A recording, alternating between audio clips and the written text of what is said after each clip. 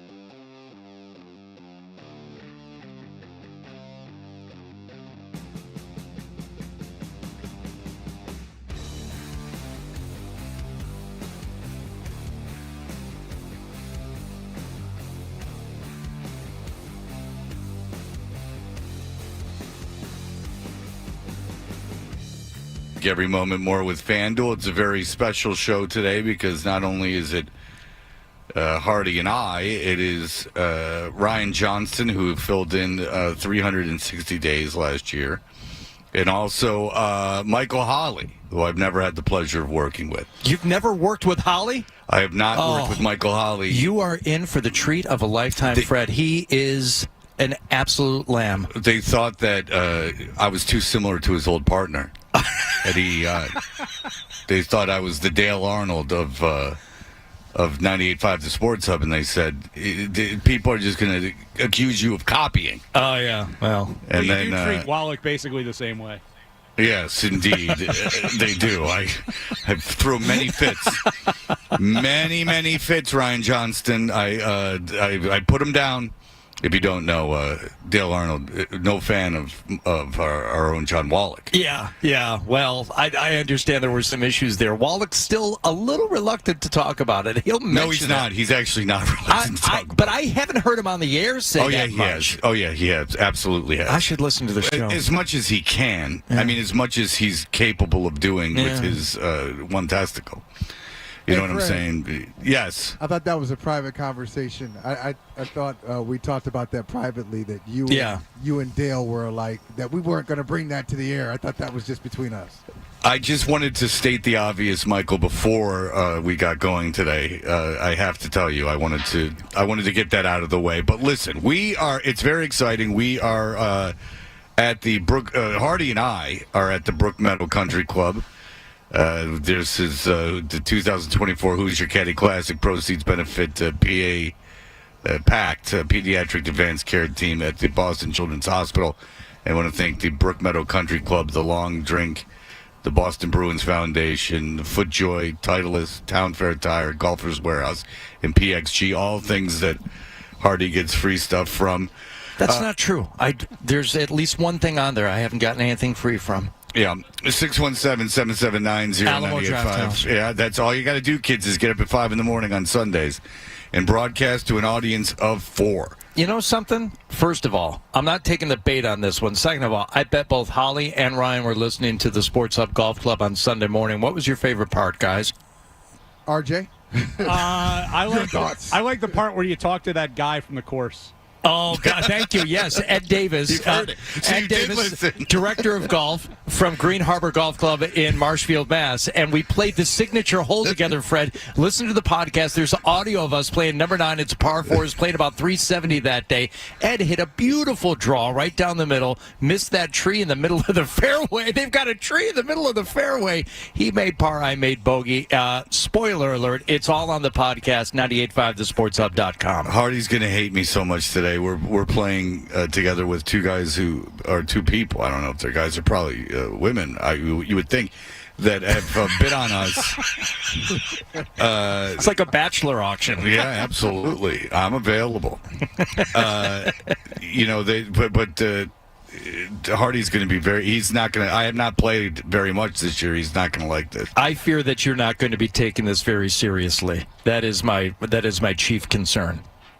How serious would you like me to take it today? Well, I want you to be invested in the team. I want you to be thinking about your next shot. I want you to be watching the putts that are rolled so that you have a better understanding of the break when it's your turn. All of these things. We're going to try and put up a number today.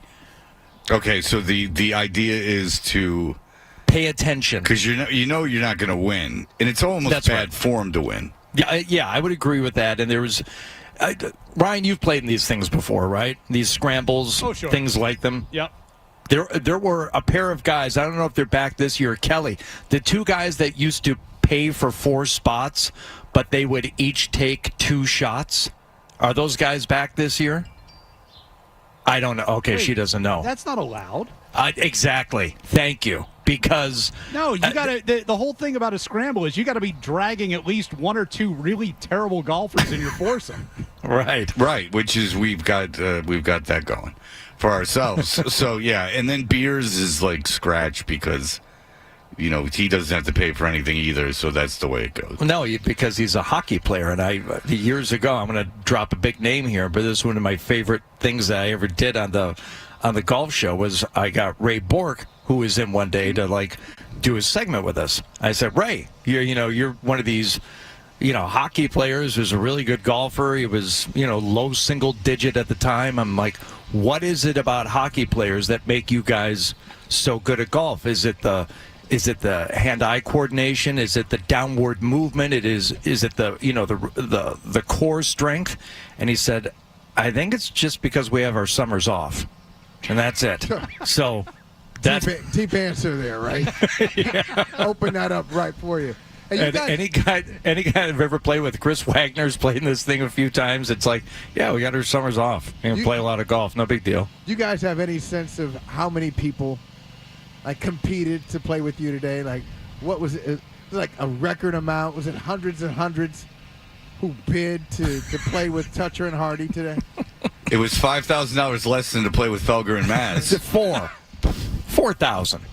So we are less than half as popular as Felger and Maz, according to the charitable output. Yeah, just put it this way, Holly. The number of people bidding on us, double that. That was probably the number of people bidding on Felger and Maz. That's because Felger brings in the wine and cheese crowd, that Nantucket kind of money. Fred's a man of the people. It's Well, listen, can't go top dollar. I mean, every Christmas time, all it is Felger and the Kennedys. Felger and the Kennedys. Yeah. Oh, look at us! We're putting together a gala. And I'm not even being sarcastic. He's down with the Kennedys. Well, they do the Christmas in the City thing. Yeah, that whole charade. All right, it's not a charade. Well, I don't doubt it's for charity, but I'd have to imagine Felger's angle is getting in with the Kennedys. You would have to assume. Ask him. He'll be here. I haven't seen Felger since 2023. Oh, I haven't seen Felger. Since this time last year? Since this time last year. Yeah. I saw him in the parking lot here or somewhere else. Everyone else I see. I saw Maz Maz and I played golf on Saturday. Ooh. I see Jimmy Stewart because he comes in super early to produce the show. Everyone else I've seen, I have at the station except for Felger. I haven't seen Felger since I started doing mornings with you. I saw him last night. It was magical, guys. Oh, where was he? At the courtside? No, NBC Sports Boston. Michael Holly. I was sitting right next to him. We were touching knees. It was Michael, did you have to do post game or something of that nature, or was this before the game? It was great. For the NBA Finals, we do it before the game. We do it 30 minutes before they get 30-minute show, and then that's it. Then we're That's right, because obviously last night 105-98, as everyone knows, the Celtics take a 2-0 lead in this series.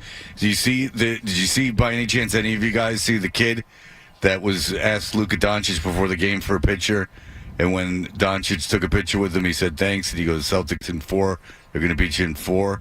It went viral. Did you see that? I did. That was my son's friend. Really? Was it really? Right? Yes, and there is some controversy Did you because put him up to it? No, but I was very proud of him, and I'll tell you why, Michael. And you've been in the business a long time, and you'll appreciate this. He did it. I know he wasn't being taped by like a friend of his. Like no one he knew was taping him, and so he didn't do it like to go viral. And also, he insulted the guy right to his face, which in this day and age, I will take my hat off to. If you're willing to, all the people that talk all of this crap on social media, leave it to a 15-year-old kid to go up to the guy and right in his face insult him. But not only that, he insults him to his face after he was nice enough to take a picture with him. That's right. Even better. Yeah. He didn't, take a picture with him and then caption it like, oh, look at this dick. He said to his face, thank you for the picture. Celtics in 4, they're going to sweep you. So, Brendan, congratulations. But I bet you Luka liked it, though.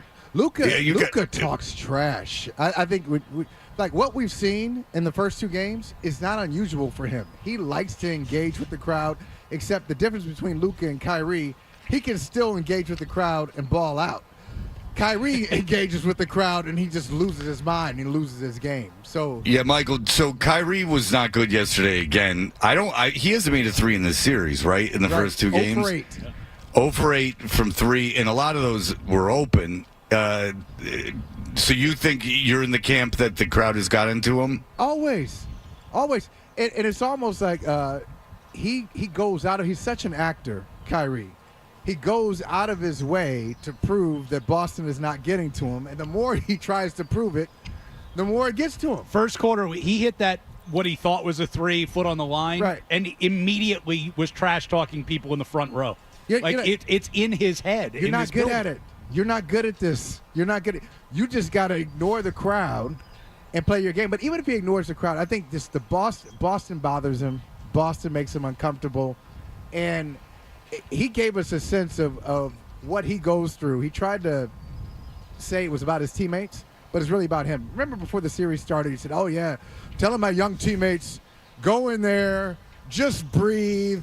It's a normal atmosphere. No, you're saying that to yourself. But it's not getting it. He's not getting it because he's not himself here. And that's the reason Dallas needs more than Luka. They need somebody to go out there and play at an all-NBA level. Kyrie's the guy, and if Kyrie can't do it, this thing's going to be over in 4. Yeah, that was the thing, is that when Luka's not scoring, there's no one dependable on the floor. And Kyrie's doing more than not scoring. It's not like he's, doing everything else well. And you can see glimpses of how gifted he is. So even if you're rooting for the Celtics, it is kind of mind-boggling how someone that talented could be performing this poorly on this stage. Yeah, I was definitely thinking that we were thinking too much of ourselves in terms of, Celtics fans and the environment at the Garden, that we're going to get to Kyrie, and we got in Kyrie's head, and that's why he played poorly. But after 2 games, seeing it play out the same way, and it's 2 things. He's not shooting, and he keeps losing the handle on the ball, or he's getting the ball poke-checked away. Tatum played great defense on him last night. Jaylen Brown has been playing great defense on him. He's the best player on the team. Pritchard, was guarding him last night. There were like almost back-to-back plays where Pritchard ended up covering Doncic and then Kyrie. I'm not saying that, Pritchard was giving Kyrie problems, but the fact that Kyrie is unable to get shots to go down, and he's having trouble with the ball handling, which I've never seen him have problem with. What other explanation is there? 2 games at the Garden, and it seems to be getting to him. All right, yep. So flip it around. Let's say that there's no Garden in Dallas, far from it. So does that change it for Kyrie? He goes back. They love him in Dallas apparently now. Does that change the series if he doesn't have to worry about, Kyrie sucks and other things that we can't say on the radio? Does that change the series for Dallas? I don't think so. I don't think they have enough. What do you guys think? No, I don't. They need more than one guy. They need a couple guys. They're incapable of matching this. This is too good a Celtics team. We'll get into everything. That happened during the game. We will figure it all out. We'll have that for you coming up in just a moment. It is Michael Holly and Ryan Johnson for Waltham, and Hardy and I for a little while here at the Who's Your Caddy Classic over at the Brook Meadow Country Club in Canton, Massachusetts. Hardy's hometown. where he's Not played. my hometown. That's where I live now. How long did it Canton, take you to get Michigan's there? your hometown. What's that, Michael? How long did it take you to get there today? 3 minutes? 8 minutes. 8 minutes. It was glorious. It took me longer than you'd think. Took me longer than you would think today. All right, very good. We'll be back in just a moment.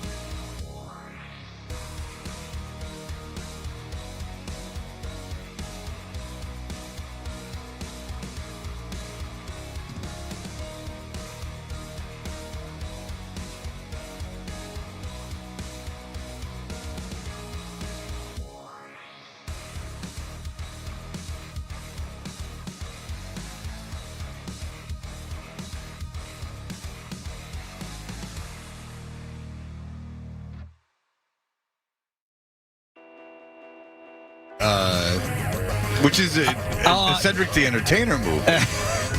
So it's not even original. But we are, Michael, Holly, and Ryan Johnson are in the studio. They will be here for the whole show. Hardy's brought his clubs out. He's very proud. He's cleaning them right now. Well, I've got this neat little golf towel that's got the scrubber. How much you pay for that? Corner. Actually, I got like 4 of them. How long was the interview? $30, and it wasn't even. I just purchased them. To get something of a $100 value, how long do you have to talk to someone on the golf show? They get multiple weeks. And I have to go to their home. And I have to have several meals with them. You have to watch their kids for a couple of nights. It's just the payola show. It's not. I don't. You think I get all this stuff for free? I think you do the show to get stuff for free. I absolutely do. Why else would you do it? You want to know why? I do it for the good of the game, and this is really going to make you laugh. This is going to make you chortle. I have had on several occasions people say to me, and this is a quote or paraphrasing the same thing that said to me, "Thank you for what you do for golf." How about that, Fred?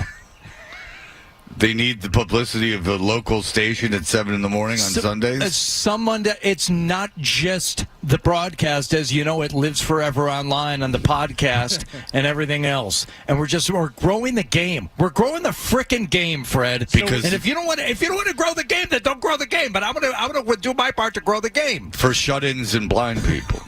So it's basically like, people who grew the game of golf, like Arnold Palmer, Tiger Woods, Hardy. Yes. Yeah. And Hardy, are you going to start being like some of these athletes? You're going to say our game, like, especially the guys who have retired. I've done so much. I like that, Michael. I've done so much for our game. Yes. I like that. I will start using that. What's the coolest it's our thing? game. What's the coolest thing you've gotten for free? Even though you say you don't get a lot of free stuff, what's something you've gotten from your celebrity, your local celebrity on the golf show? Every once in a while, someone will send in something personalized that they made out of their own nail clippings. No, like logoed golf balls. I don't even use them, but it's like I have a few of them displayed with the Sports Golf Club logo on it. I said the coolest thing. Somebody made those. Not the most sentimental thing. The coolest thing. Sentimental? He looks at him and cries. I'm doing so much for our game.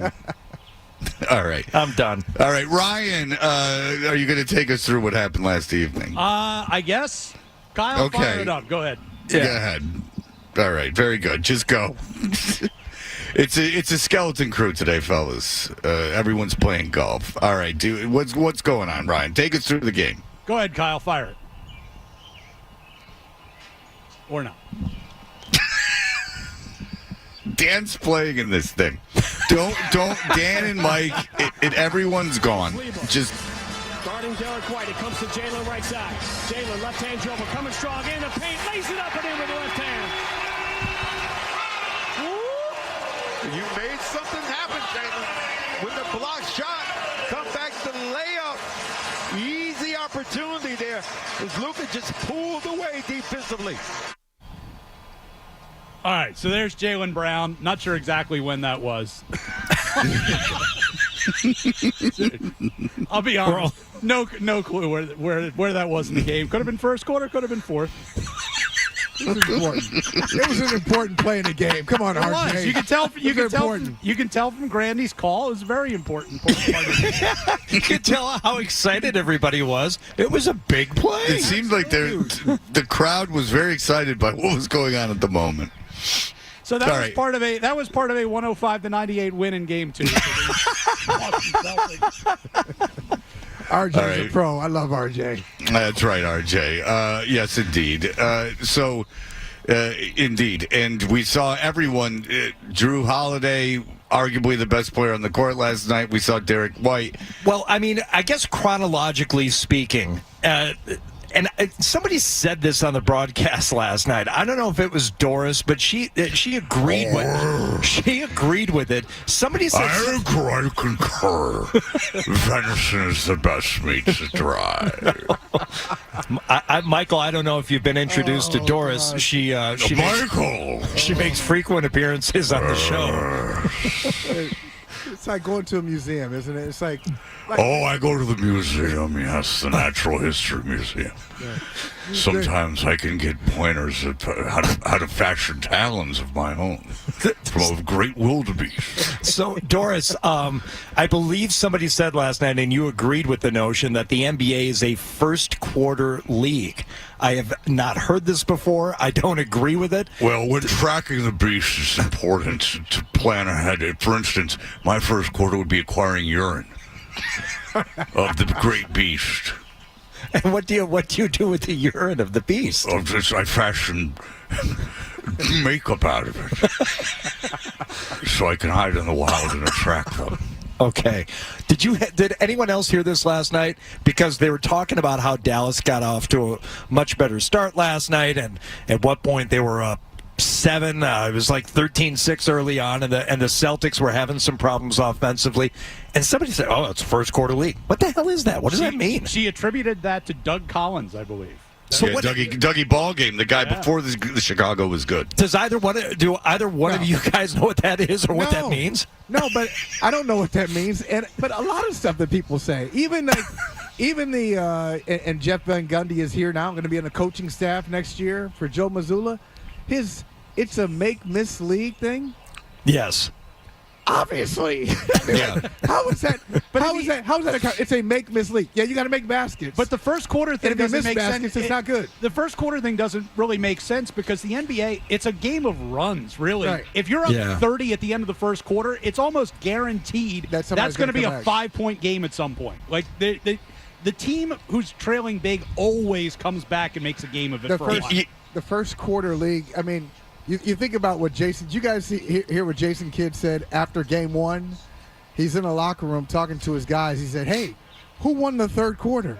Yeah. We did. Oh, God. Who won the fourth quarter? We did. Like, so? You were down by 29. Moral victory in the NBA final. And if you keep winning quarters after being down by 29, you probably have to play about 14 more quarters before you win the game. Like, I'm glad you brought up that whole make-miss thing because I've always heard that and said, why is that pithy? Why is that somehow insightful or poignant when it comes to talking about the NBA? Of course, the shots are going down or they're not. And I don't mean to reduce or be that reductive about, basketball games. If I were going to do that, I would talk about rebounding and say whoever gets more rebounds is going to end up winning the game. But make-miss? Yeah, no kidding. If you're not making the shots, then you're not going to win. And back to the first quarter thing, they were giving the stats about like how Boston was 8-0 or something after winning the first quarter, and they've lost 2 games.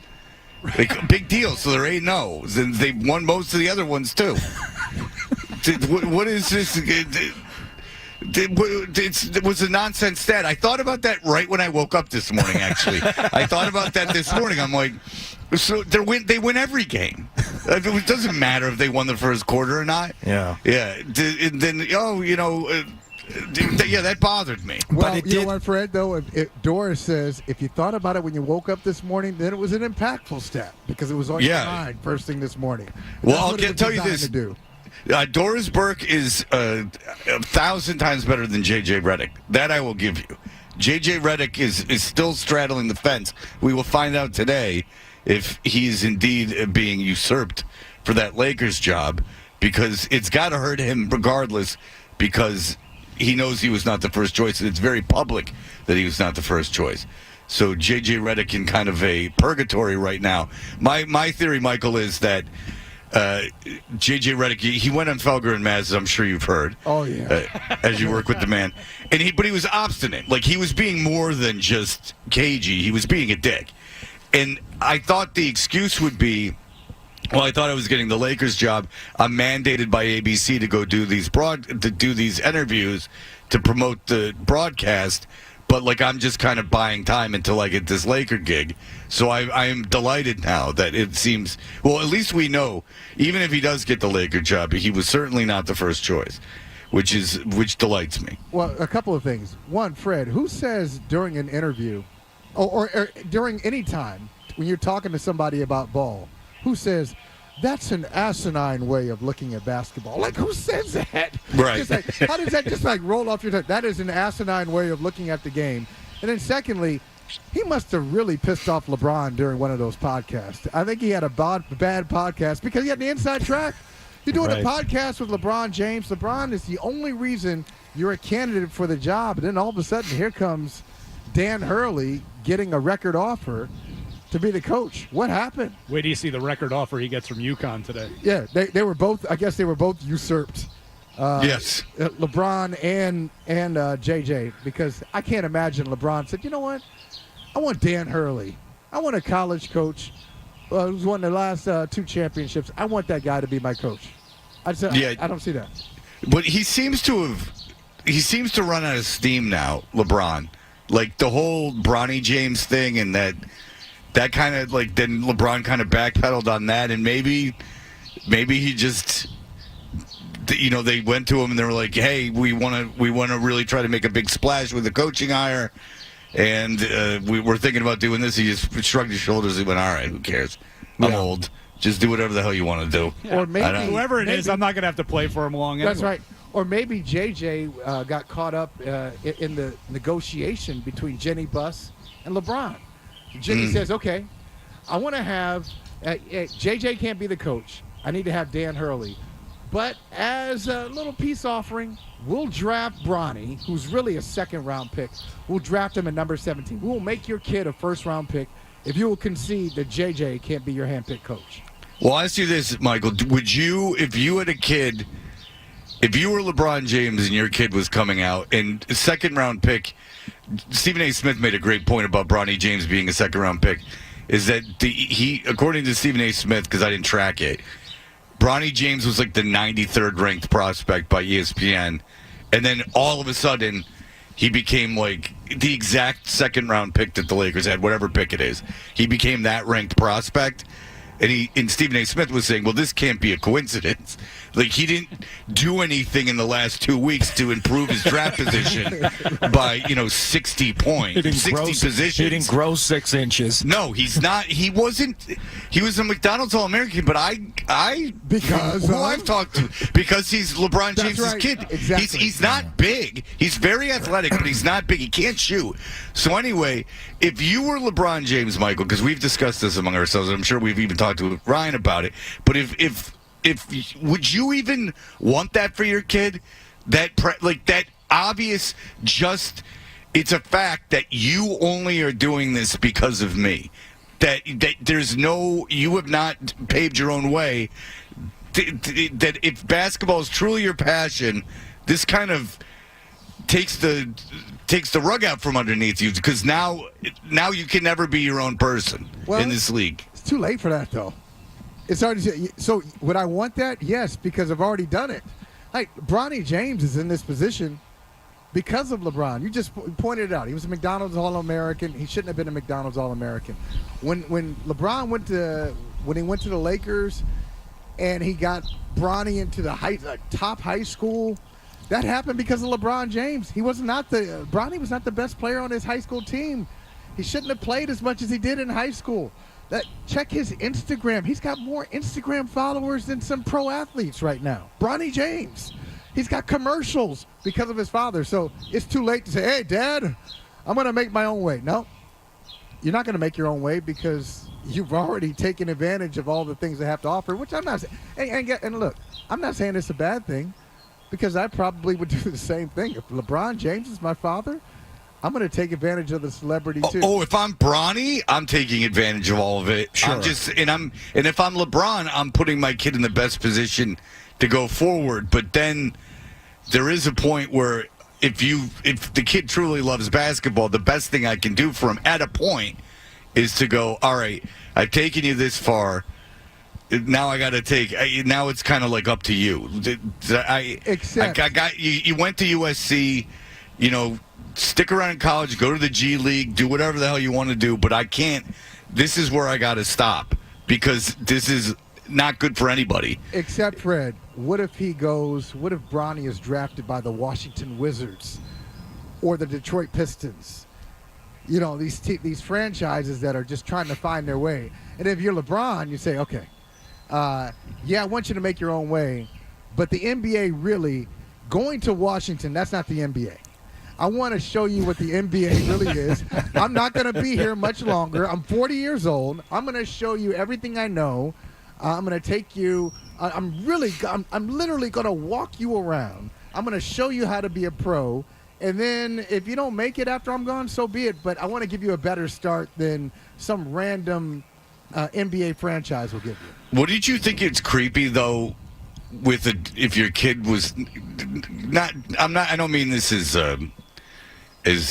just, you follow me.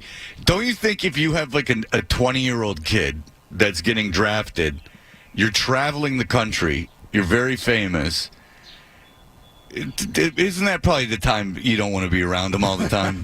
like I don't want to be like traveling with the guy. Like do your business. Like, you know, if you got a question, ask me.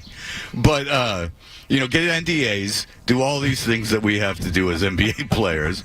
But I don't know if I want to be around for all of it. And do your own stuff. And he doesn't want him around, and it should be going both ways. Yes, I agree. Well, listen, I mean, that's like, then you get in a whole Gronkowski situation where you're getting you and your dad are hanging out. You and all your brothers and your dad. It's very incestuous, Artie.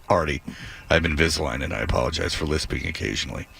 All right, listen, we'll be back. Where everyone's having a great time. We are out here. Dan O'Brien is here. He couldn't wait to come out here. Well, he's all tuckered out from hustling those wagons over the weekend up in New York Beach. I know someone who has rented a wagon for the season. I do, and they are using it as a prototype to steal the idea. We should ask. I know Ryan is familiar because he's sent out some very funny tweets about it. But I don't know if Michael is familiar with Dan's side hustle. We should probably inform him. Oh, yeah. Michael Holly, you ever go up to Maine? York Beach, Maine? All the time. To visit with Dale? Yeah. All the time, Fred. You know this. I talked about this off the air, too, Fred. Come on, we know this. All right, so if you're ever up there, and this, kids, is why you want to get into radio. Our own Dan O'Brien, our producer, not only produces our show, he also has two side businesses, one of which is danthewagonman.com, where one can rent weekly, monthly, daily, or seasonally. You could do a daily rental if you want, Fred. That seems very labor-intensive. Can you do a daily rental? Oh, yeah. Oh, boy. Yeah. Okay, so Dan the Wagon Man, he's opened up his home to all the riffraff, and you can come and get one of his wagons that he builds himself. So what I say, Michael, is now is the time to get into radio. This is the time where you have to be building wagons in your spare time and selling them in order to justify having a vacation. I do think it's great that danthewagonman.com now says, as heard on the 98.5 Tucker and Hardy show. Nice. Yeah, so you know it's the official one and not the other Dan the Wagon Man. Right. Not to be confused with the others. Yeah, this isn't like some cool refurbishing thing. It's like, Radio Flyers tapping into the nostalgia of the baby boomers or even the Gen Xers. No, these are PVC beach wagons. And how many has to build? And good for him getting Dan the Wagon Man, because you have to think Dan the blank man, like Dan the diaphragm man. Like, these are all taken, and now he was the Wagon Man. He was the first guy to do it. Right. Dan the 3-year copper IUD man already exists. Oh, thank God for the 3-year copper IUD. Yeah. That has saved us all a lot of money. All right, we'll be back in just a moment. Here are the headlines.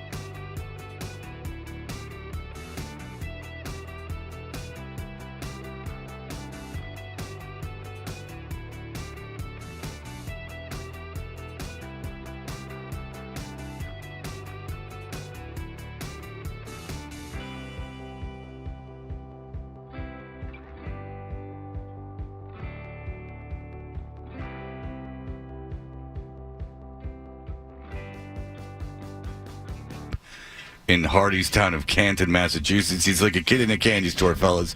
As soon as we go to break, he's up there on the putting green. He's having the time of his life. Well, did you know why? I got a text from our boss last night, from Rick. Oh, he's yeah. Oh boy, my thumbs are killing me. I had to send a text. Michael, I don't know if you have the strength of the will to do this, but could you please come in, Mr. Holly? So there is, there are great prizes this year. I have so many things to move around with this dang golf tournament. There's a great prize this year, and like last year, we have a grill. I believe that's the one from Yale Appliance. Yeah, hole in one, you get a grill. No, that's not that's just for the putt. $2 of insurance. It was required to do that. No, that is just for the practice green putt. You see Jeff, the pro out there. He is marking the place where for a donation. What kind of grill are we talking about, Hardy? It's a Weber. It's a Weber. It's a coal. It's a coal one that you could take. It's a 5-inch by 6-inch. It's a charcoal like a Smoky hibachi, Joe. Yeah, it's like a little hibachi grill. Smoky Joe, America's Go Anywhere grill. No, it's a nice Weber from Yale Appliance, but this is the text that he sent me yesterday, Fred. See if you can decipher that. Well, it should be placed or used at the putting green on Monday to make the distance and difficulty of the putt easier than last year. Last year was a real quandary, fellas. I know I'm doing Fred Norris doing Baba Booey. But last year... What should be placed or used? Last year was a real situation. No one could make a dang putt. I was out here 5 minutes after the event ended. So is this grill left over from last year? Did nobody make the putt? Are we just recycling it? It is lightly used, Ryan. Lightly used. They just left it. I wouldn't even make chicken on that thing. It's been sitting there since last summer. It's the same grill. It's only got a little bit of rust, guys. You just wipe it down. No, you should hear these contests. You get a longest drive. Guess what? Guess what you get for longest drive. Just guess. Just guess. I don't even want to look because I think I know. Do you win a driver for longest drive? No. Okay, because I will give you guys $1,000, which is way more than this prize is worth. Okay, the longest drive. Just guess what you get. Anyone. Membership. Golf card to the pro shop. What do you think this is? Do you think this is? What kind of affair do you think this is? No, you get a cooler with a brand name on it. You get junk. People love those coolers, though. They're really nice coolers. No, you don't. Yes, they do. Is it a Yeti? Like, is it a good one? It doesn't say Yeti, so I'm saying no. Is it a gently used cooler? Kind of like the grill. It just only had sandwiches when I went cross country. I put my ham sandwiches in there. They got very soggy. All right, very good. Yeah, it's not overly impressive. I will be honest with you. The prizing. Stop it! The people are listening on their way here right now. Well, they've already paid. I don't. They want to get excited. You didn't pay the money to. Already. Yeah, you didn't pay the money really to get a prize, I think, and then there will be a silent auction. But I don't know if I'll be in an auction, but I don't know if I'll be able to participate. I have to get my daughter to the tutor at 3. This is very serious business. Oh, you'll have time. You'll be sticking around. Don't you worry. Okay, I'll stick around. I just have to get her at 3. Did you drive yourself here, or did you have someone drive? Did you have a service? I had a service drive me here. Why? I don't get that. I can understand why you wouldn't get that. In all seriousness, I just at 5 in the morning, I don't want to have to find anything. It doesn't. I know it doesn't make sense, but to me it does. I don't want to think at 5 in the morning. I spent Friday with the kids at Hofstra, helping them out, doing the broadcast from there. I spent 6 hours at LaGuardia on Friday. So you got no problem helping a bunch of kids find their way in life, but you won't find yourself to a golf course. I know it sounds odd to many people. I am aware of that. But I would sometimes don't want to deal with it in the morning. I just would rather the day before put into an app, pick me up at this time, take me to this place, and then not think about it. Now, it didn't work out today because sometimes they don't take your ride. They just keep canceling it and moving it around. Oh, yeah. It's like, I don't want to go from there to there. Right. Yeah, like, no one wants to come to Canton because you're not going to get a ride in Canton at 5 in the morning. So the guy was 20 minutes late. But, I mean, what am I going to do about it? But, yes, I understand that sounds weird. But we all have our little things. I mean, you should see what Artie has on for underwear. We all have our little things. All right. That's an LDS thing. So when we have to wear them. God, but, you know, he did spend some time in Utah. The radio's a crazy business. All right. Well, listen. Do you think we've talked enough about the Celtics? Well, we got to leave something for these guys once we sign off here in about 30 minutes. We got to leave some meat on the bone. Because you can tell how captivating the series would be. I'll ask you this, Ryan and Michael, quickly, just before we go to break. I take it you guys. Well, I don't even know if you guys are Celtics fans, but do you think Celtics fans? Dallas has got to at least win a game, right? Like something has to happen. Just don't you want, even Celtics fans? Don't you want the Celtics to lose a game, just to give you something? Because this is getting out of hand. This is a real beatdown. Well, I mean, it looks like what it is, which is the best team in the league playing against a 5 seed. I mean, this is basically what we've seen from the Celtics all the way through the playoffs, is they're playing against teams that really just don't have a way to compete with them in a 7-game series. Are they going to lose a game? Like, I could see, we were talking about it off air in the studio here, I could see one of the games down in Dallas, Kyrie going for 30 points. You know, Doncic has his typical night, and the Mavs steal a win. But that's about it. I don't see this thing getting past 5 games. Right. And Fred, you already got something. If you're a Celtics fan, you already got your entertainment. That's Kyrie. You got Kyrie in the fishbowl. You got him in the Garden for 2 games. You got your shirts. You got your chants. And you had your back and forth, Wick Grossbeck going back and forth with Luka. You got your entertainment, so now you just want to end the series. The Kyrie thing, we can get into it after the break. The Kyrie thing does seem a little forced and manufactured this time. Fred, I'm with you 100%. I think most people are at this point. When he first left, they really hated him. Now I think they don't hate him. They love getting in his. They love that they can get into his head. Yeah, if you're there, it's great. You know, it's fun. It's part of why you pay $10,000 to sit next to the court, you know. But I don't believe that as a city that people can be that upset at Kyrie Irving anymore. It all worked out. It's all better. If they kept Kyrie, they would have lost Tatum, Brown, or both. They would have picked up Kyrie and Anthony Davis, and they would be where the Mavericks, an older Mavericks team. It all won. If you win the championship this year, it all worked out. And Kyrie lost. You won. Yeah. I find it difficult to believe that this many years later, I just think it's kind of contrived. And listen, people hated Goodell. There's been people since I've been in Boston that were legitimately hated. This feels really forced. But I think to your original point, Fred, and this is something that I would just like as a sports fan, a little more competition in the series, because even last night after game 2, and these are people who know that it's a long series and you never know what's going to happen. They're already talking like, who's the MVP? Who would the MVP be so far? Like talking about MVPs for the Celtics. Like they're not giving it to the Celtics quite yet, but the conversations on the network carrying the games are already leaning that direction. I would like this thing to be a little more competitive just because it'd be more fun to watch. On the way in, because I was in the back of a car and not driving, I was able to hear WFAN and I put on WIP. Can you normally not listen when you're sitting in the front and driving? No, because I have to use an app and I wouldn't be able to do it. Oh. Okay, so these are indulgences I can take. This is why Francesa had a driver.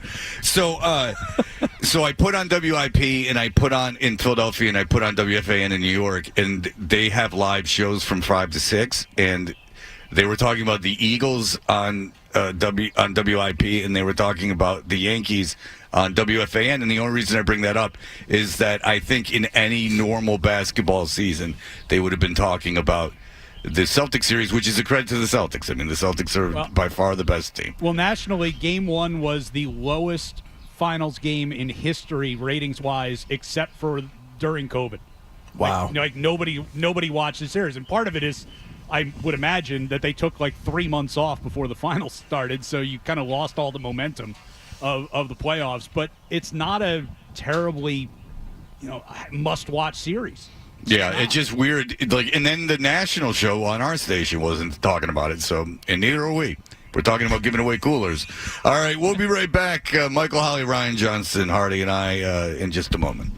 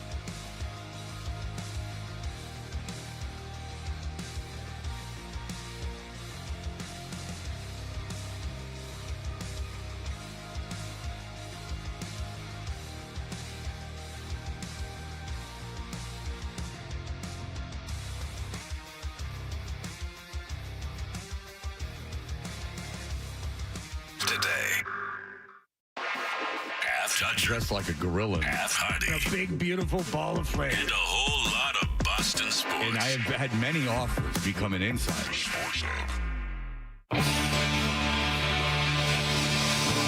We are Toucher and Hardy. Ryan Johnson, Michael Holley are in Waltham. Hardy and I are at the 2024 Who's Your Caddy Classic at Brook Meadow Country Club in Canton, Massachusetts. Thank you to Brook Meadow Country Club, The Long Drink, the Boston Bruins Foundation, FootJoy, Titleist, Town Fair Tire, Golfers Warehouse, and PXG. Our show, as always, is brought to you by the good people at FanDuel. Make every moment more with FanDuel.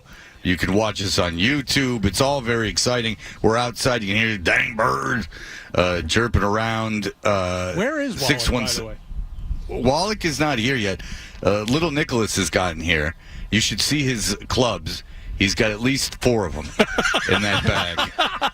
He looks like he took them from like the rental bin at a driving range. Yeah, that like is a Top Golf. That's the condition, quality, and number. Yeah, there's like 4 clubs in there. You can grab 2, but you got to leave a couple more for other people who didn't bring their own clubs to the driving range. I feel like Nick would be a big hitter just because he's got that lower half. Like he's really put that ass into it. He's built like Ian Woosnam he is. Yeah, the thing about Nick is when he falls, right back up on his feet. Yeah, he's like a weeble. Yeah, there's no knocking him down. No. That ass just boom, pumps him right back up. All right, Hardy, we were talking during the break.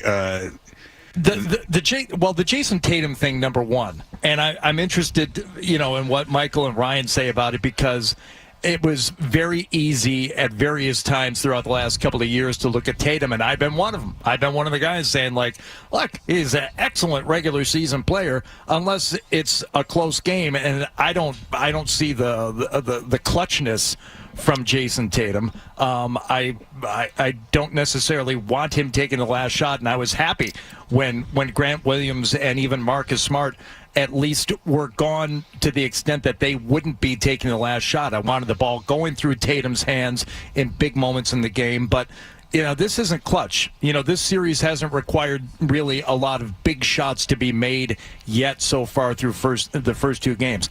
But people are looking at his point totals and how he's and last night the entire Celtics team struggled, especially from threes. I mean, they were their 3-point percentage was abysmal last night. But better than Dallas's. Still better than Dallas's, but about Tatum and his offensive production, I thought I would be among the first standing at the front of the line saying, see, this guy is a great regular season player. He's just not getting it done when it matters most. I watched the way he's been playing, and when it comes to his defense and his rebounding, yeah, the shots aren't going down for him, and that's a huge, huge component. I'm not ignoring that. But I look at the way that Tatum's been playing, and it seems almost odd that I come away thinking, I know he's not putting up a lot of points, but I don't think he's playing poorly. I think he's absolutely he's more than contributing. He's been instrumental in the way the team has been able to get these first 2 wins, even though the box score doesn't necessarily prove it. I think you're right, Hardy. But if they had lost that game last night, that's exactly a Jason Tatum game where people will be going crazy, right? I thought the same thing. It's like if they lose, people are going to be killing him. But after a win, I look at it and say, he's not bad. The way he's getting the boards, the way he is drawing defense at times, and I'm very happy to say he's not backing himself down into the paint and saying, I'm going to take this shot no matter what. He is kicking it out. He is finding either Drew Holiday or Derek White, and he's allowing the defenses to collapse on him, and he's not forcing those shots as much as I've seen him do in the past. Yeah, he was 1 for 7 from 3-point range last night, and it's not like one of those Jason Tatum games where you go, why are you coming down taking that 3-point? Why are you taking that shot? Like the only bad shot he took last night, and Fred, you'll love this because this is where Doris pointed out, like, oh, that was just a bad shot at that point. 14 seconds left on the shot clock. There's no such thing as a bad shot unless if it kills.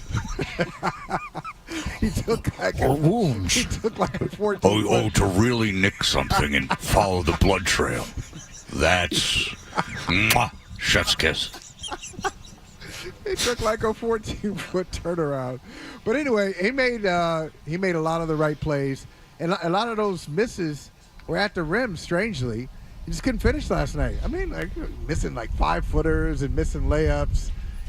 Complain about fouls like he usually does, but I thought he played a smart game, and Drew Holiday gave him credit at the end for opening up Holiday's game. So I really don't have a problem with the way Tatum is playing.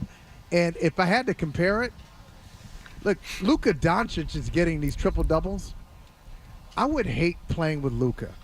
I would hate playing with him, even though it's he's clearly an individually talented player, but he's so slow. He's so methodical.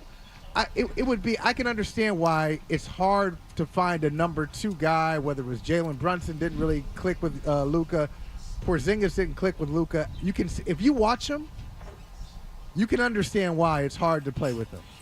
Well, Luka's the most unusual star I can recall. The way he plays, like there's times when Jalen Brown. I mean, you see how the Celtics are guarding him full court when he has the ball. I mean, that's effective against him. There's times he has trouble getting the ball up court. He's such a strange athlete. Like, his whole game is so below the rim and so slow. All those weird step back mid-range shots and everything. Yeah, I could see, and he's so ball dominant. Him and Kyrie are a very strange pairing. Yeah, I could see that. And by the way, Holiday should thank Tatum, because half of Holiday's points seem to be off easy Tatum feeds under the basket. Yeah. So again, this is nothing new, but you watch Kyrie and Doncic especially. These guys will shoot from anywhere. And they seem to like really thrive. Doncic, especially on those 10 to 12 footers. Somewhere in the key, approaching the free throw line from those corners. I'm looking at the shot map from last night. Even Porzingis, and he is probably the guy most likely to take one of those shots. He passed one up last night.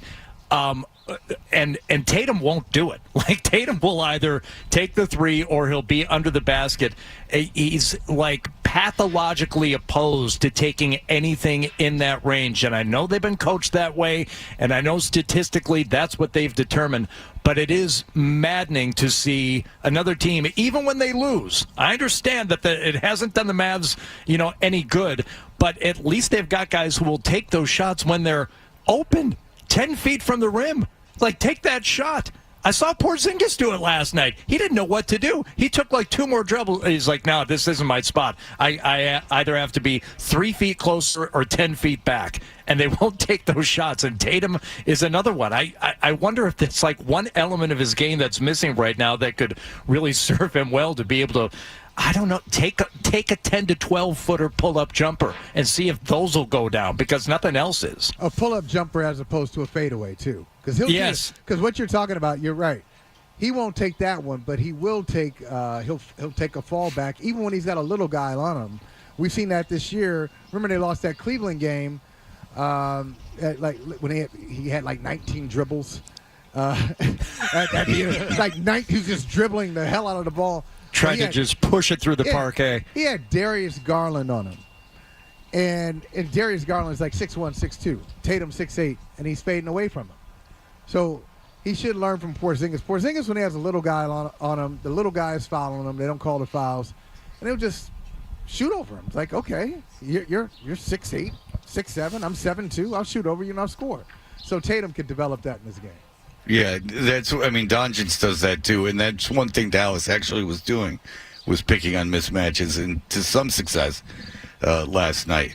And by the way, Porzingis at one point is just going to explode, like not metaphorically, literally. Like his body's just going to give up on him. Off. Yeah. Yes, like there's no one whose body is less designed for walking than Porzingis. Like, you just look at him, and it's like, oh, he's limping again. Yep, that tracks. And it's not his fault. I mean, God giveth and God taketh away. I mean, you make someone that long leaner, their legs can't take it. And the extra days in between games now. They're cruel. It's not going to hurt him. I don't know if it's going to help with it. As long lingering as that injury was for him, is an extra day between now and Game 3 in Dallas going to help him that much? If he really managed to aggravate that injury again. Hardy, you can give him 3 years off. He's still going to get hurt a game or two into his return. I mean, this is who the guy is. It's who he always has been. And they tried all year, didn't they? They tried all year. If you look at how they played him in back-to-back games and how they managed him. They bubble-wrapped him like Gronk. During the regular season. Yeah. They did everything to get him ready for the playoffs, and he still wasn't ready. It goes down in the first round of the playoffs. So this is the latest Porzingis has ever played in his career. He has never played out of the first round. So being in the finals is the farthest he's ever been. He's never been in the second round. And he's still struggling to be on the court. Man, like last night, it's almost like they didn't see him. Really, in the last 5 minutes, like the dude's hurt. Right. Get him out of there. And he's going up and down the court. And the last play he gave up on the lob, he didn't even jump. He just pushed the guy in the stomach. Yeah. I was listening to Grandy and Max Max goes, he's hurt. And then Granny's calling game, and he's like, I don't know why they're not getting Porzingis out of there. He's hurt. And then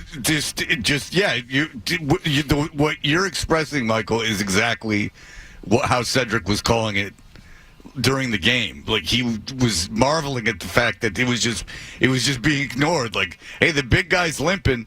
He's dragging his leg behind him, and you're keeping him out there. All right, so Hardy, what is the plan? Are we doing another break? Or do you have to warm up? God, I don't know, Fred. I don't know. I think we could probably squeeze one more. Oh, did you hear that, fellas? You're in for a treat. Squeeze away. Yeah? What? We could take some calls. Oh, woof. 617-779-0985. You can take them right now. You don't even have to wait.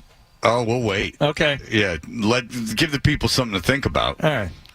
Because then what time is the tee off today? 8:00. We're going to be pushing it. Maybe we should be done because then the people are going to be showing up, and then they have to make the announcements and stuff. It's going to get weird. We'll stick around for one more break. Okay.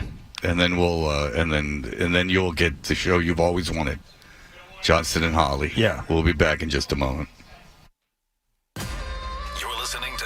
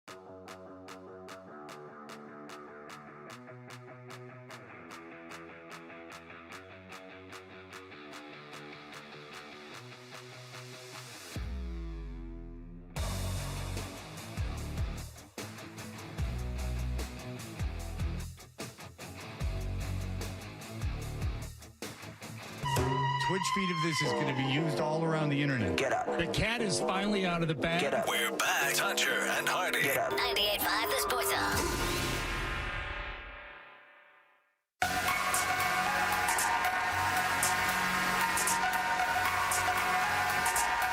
Hey, we are Toucher and Hardy with Michael Holley and Ryan Johnston. This is it for Hardy and I as we are at the 2024 Hoosier Caddy Classic, not to be confused with the 2027 Hoosier Caddy Classic. You know what, real quick before we go back to Celtics, you know what I did on Saturday night? No, no idea. I saw the Savannah Bananas. Oh, you got tickets. I did. One I of the took few my sellouts at Fenway these days. I'll tell you, boy, was it a sellout. And I'll also tell you this: I don't get it. Oh no, no, too much fun.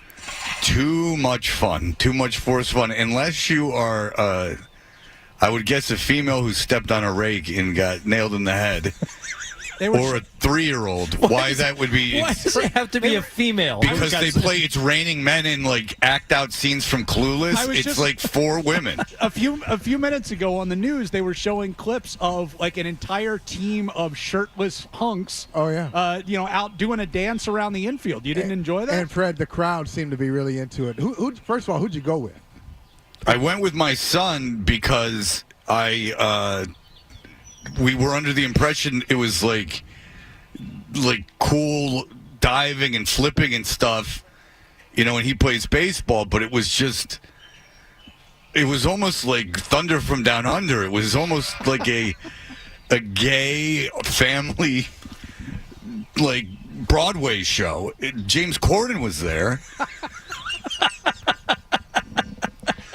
But it was like, yeah, I will say, like, it had like those guys were as likely to have been in Cats as they have been baseball players. A lot of errors. So you're saying it's no accident that this happened, during Pride weekend, like after the parade, and then they had the Savannah Bananas playing at Fenway that same night. There's very loud outfits, and there's people there were a lot of people, let's say 50% of the people there that had full-on Savannah Bananas, like suits, like full gear on.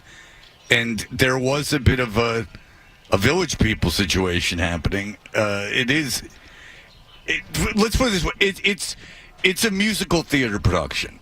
Okay. Because I wondered, how can you do trick baseball stuff the whole game? And the answer is you can't. What you do is you play music, and they'll have a guy in the stands. He's like, "What section can yell this the loudest?" And it's like, "I love rock and roll." And then everyone goes, "Put another time in the jukebox." And you go, "Oh, I don't like this." No, not at all. This is, and I don't want to be. And then finally, I didn't want to be too pessimistic around my son, and my son was just like, "I don't like this at all." And I'm like, "Good.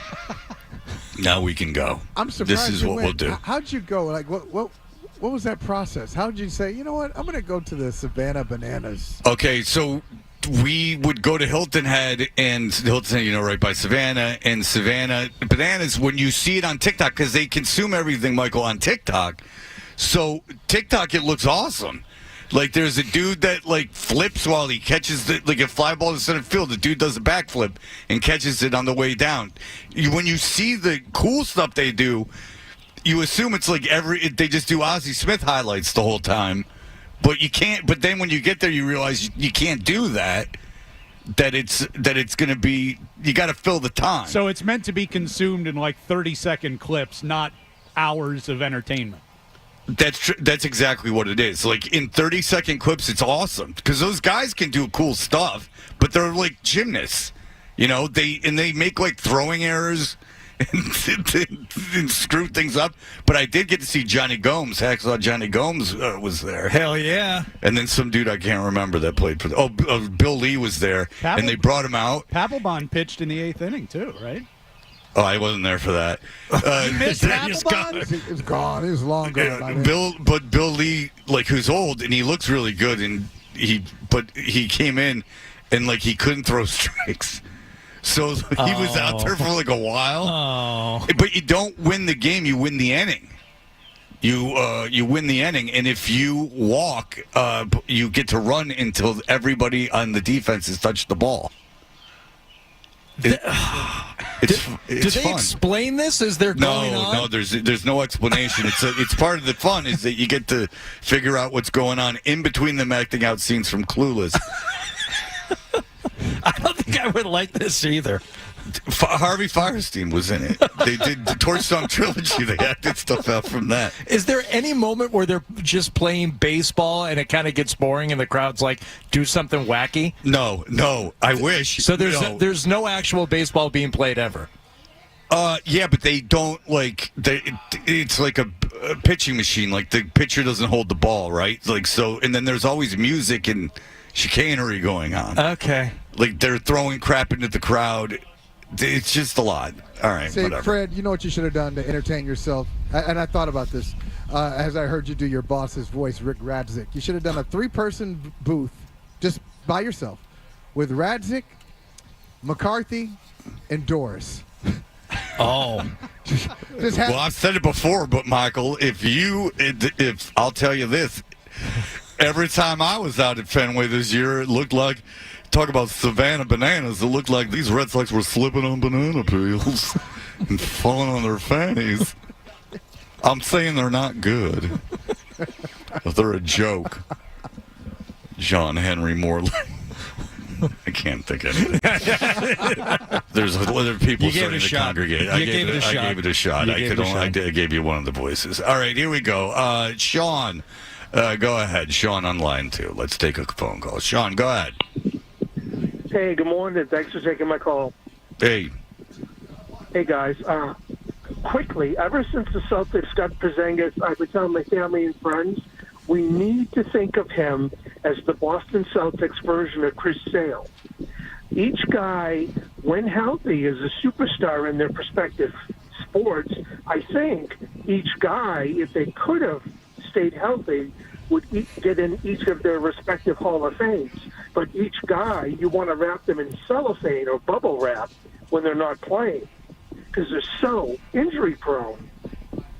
Yeah, that's fair. I think they're going to keep themselves out of their Halls of Fame again because they're so injured. They're so talented. Right. I understand what you're saying. Very good. Okay, so yeah. When you say he's gone, that's a shame because he says he's been telling his family and friends. Is that like a conversation starter at the Thanksgiving dinner table? You know, before we say grace, everybody, I have a thought on Kristaps Porzingis, and hear me out.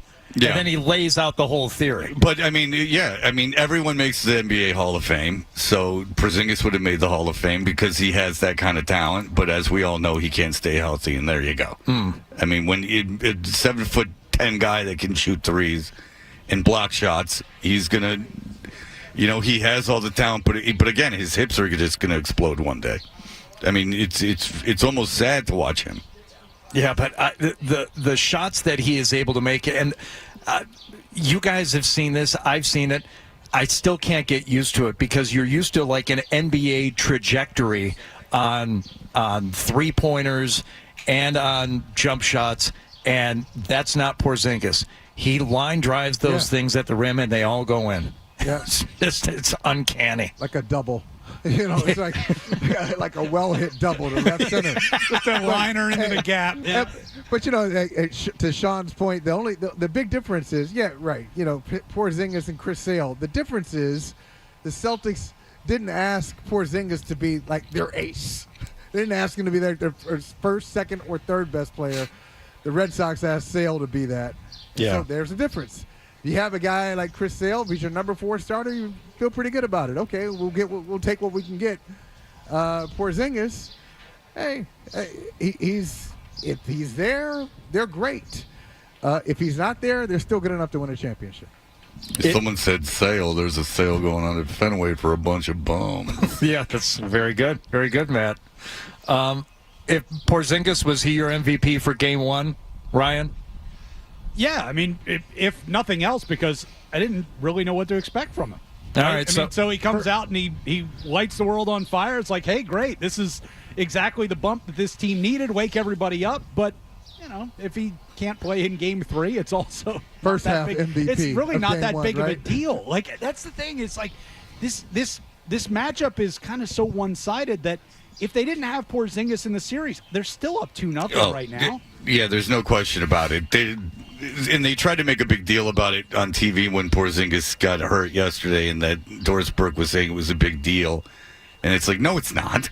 It's not a big deal at all. They won the last 2 rounds without sniffing the floor. It's like it's basically the same thing right now. They're not. Hey, let's be honest. They're not playing one of the top teams in the league. Dallas has got one guy that can score right now. That's the bottom line. Dallas has got one guy that can score. No one else is a threat every time down the floor. It's a fairly easy assignment at this point, and that's just without Kyrie Irving. With Kyrie Irving playing like this, there's just no way. If Kyrie Irving, I mean, they depend on them, right?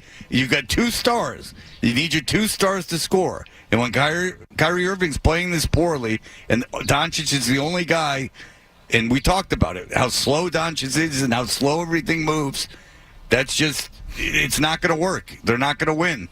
Last night was the game that they should have won, the Mavericks. Got to have that one. That's the one you got to have. 10 for 39 on threes, you got to win it. But I'll ask you, Fred and Hardy, all right, so you talk about Doncic and Kyrie offensively. Defensively, tell me who the best Mavericks defender is. Individual defender. Tell me who. Oh, yeah. Who is it?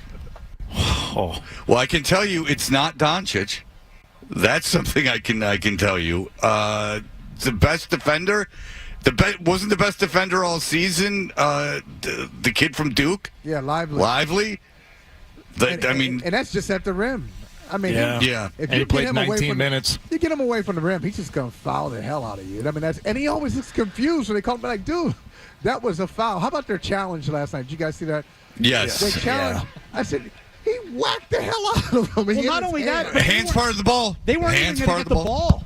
They weren't even going to get the ball because it went right back to White. Right. Like the Celtics were going to maintain possession either way. The dumbest challenge in the first I know quarter. it's like the hands part of the ball. The wrist is not. No, and I know. And you see when you see the hand go down with the ball. Okay, fine, that might be worthy of a challenge. But he got him lower than that, and you could tell that he wasn't flopping. His whole arm moved. No, it was a ridiculous thing, and it was just some kid on the bench went go. Did you see? Go, no.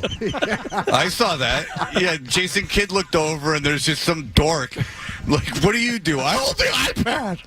I do like Jason Kidd's mind games, though, with changing Doncic from probable to questionable. Oh, no, I don't know what's happening. Gave everyone something to talk about yesterday on the radio. For a couple hours. But Jason Kidd, I'm starting to think he's just pathological in the way he's either lying or trying to manipulate, and he's so obvious about it, whether he's talking up one player on the Celtics over another, or messing around with the injury status of Doncic. Hardy, did you see how Doncic getting wrapped up with the big pack on his chest? Like he's clearly struggling through it for 42 minutes. Or the way he came out for warm-ups, the shots. He's just like barely able to lift the ball. I can't even shoot. This thing is so tough. Well, yeah, you know what would help? Losing those boobs, Donnie. How about that? You're a big fatso. All right, listen. And you're making this thing real boring. All right, listen. Everyone's wishes come true. Hardy and I are leaving. We will leave it to Ryan Johnson and Michael Holley. And I guarantee you, get ready for a avalanche of, this should be the show. Because it should. All right, Michael Holley and Ryan Johnston, enjoy yourselves, fellas. Harding and I are off to serve the good people with the charity, the Pediatric Advanced Care Team at Boston Children's Hospital.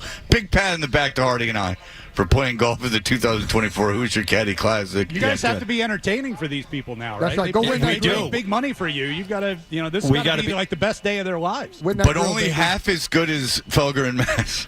So that's the thing. But we should also thank one more time Brook Meadow Country Club, the Long Drink, Boston Bruins Foundation, FootJoy, Titleist, Town Fair Tire, Golfers Warehouse, and PXG. So thank you to them, and all these proceeds will benefit PAC, the Pediatric Advanced Care Team at Boston Children's You notice Hospital. Hardy's got to sell those because he's the one getting the free stuff. No, because we were asked to by... I did it. It said once an hour, and I did it at 6, and I did it at 7. Well, I wasn't listening when you did it at 7.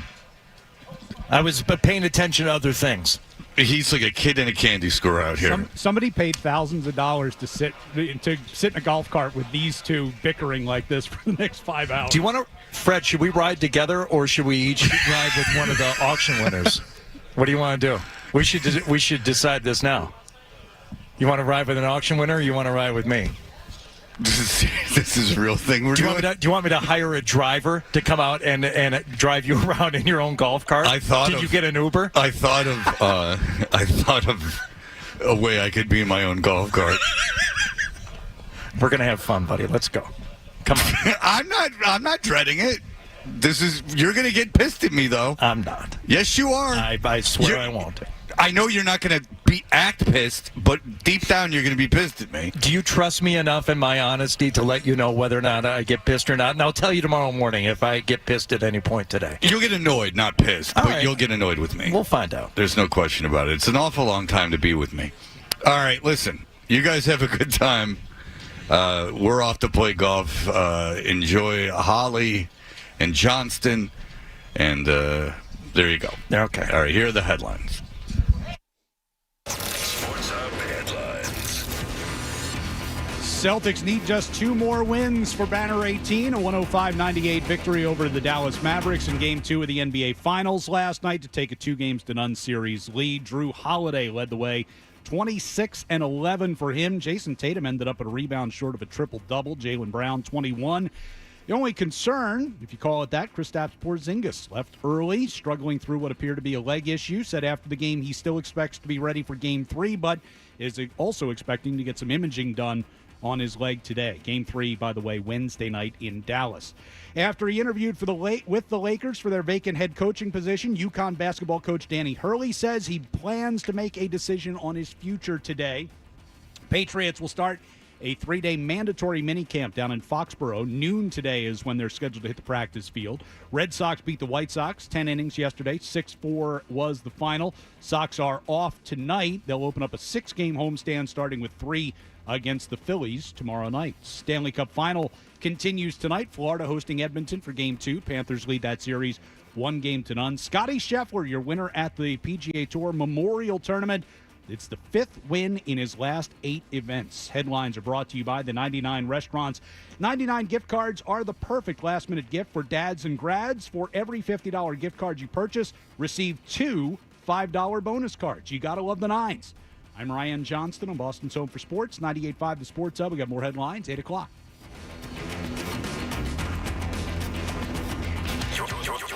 You're listening to Toucher and Hardy on the Sports Hub. Need a new roof? It's East Coast Metal Roofing's Beat the Heat promotion. Reference Felger, 98.5 The Sports Hub, anything like that, and get 10% off on your complete roof replacement. Never replace your roof again. Visit EastCoastMetalRoofing.com. That's EastCoastMetalRoofing.com. Ready, set, summer. That's right, summer's here, and there's no better way to celebrate than with the newest honeydew drink, made for the perfect summer vibes. Introducing the Coconut Almond Swirl, crafted with delicious coconut, toasted almond, plus chocolate and coffee, all mixed together to make every sip unforgettable. Get it as a coffee or latte, hot or iced. The choice is yours, so don't wait. Try it today. Honeydew, do life. How we do it. Do. The Affordable Connectivity Program has ended, but Verizon is committed to keeping you connected. For a limited time, eligible customers who qualify for Verizon Forward can get Fios Home Internet for as low as $0 a month for 6 months. Check if you're eligible by calling 1-800-VERIZON or visiting Verizon.com/Verizon Forward. Offer ends 9/3/24. Availability varies. For new eligible residential customers who first sign up for Fios 300 megabits per second internet and they qualify for Verizon Forward. Subject to credit approval. $99 setup charge applies. Must install activate service by 9/15.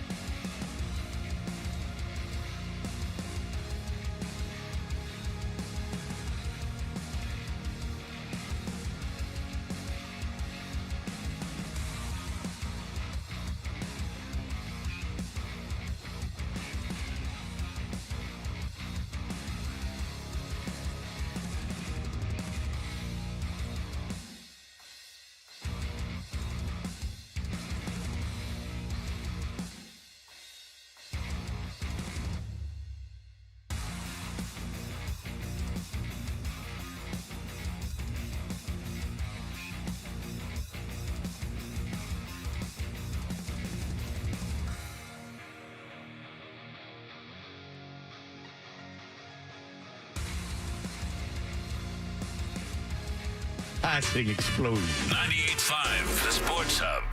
There are going to be times where, I need to score, and obviously I need to shoot better. Golly.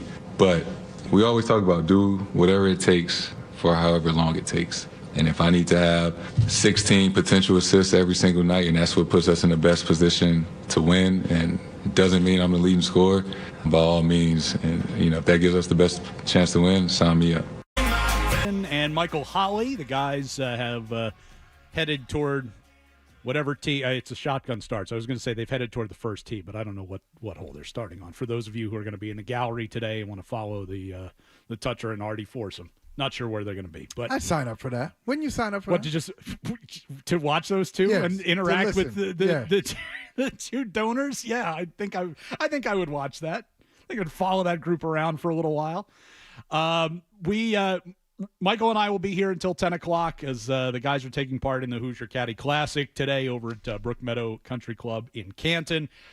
So we can take your calls on the Celtics last night, 617-779-0985. You heard Jason Tatum after the game dropped a golly on everybody. Golly.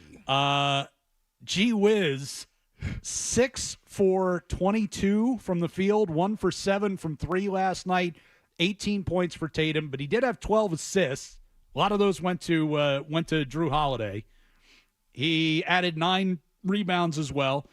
So wasn't a good shooting night, but you could say that for a lot of guys on the floor last night. I mean, 25.6% from 3 for the Celtics. Dallas was worse. They were 23% from 3 last night.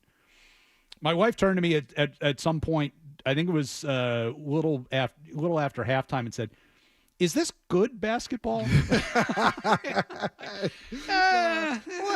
I mean, what do you mean? What do you mean by that? This is the best basketball. It's the NBA Finals. Good basketball. No, for the Tatum critics, and he has a lot of critics nationally. He has some critics in this town.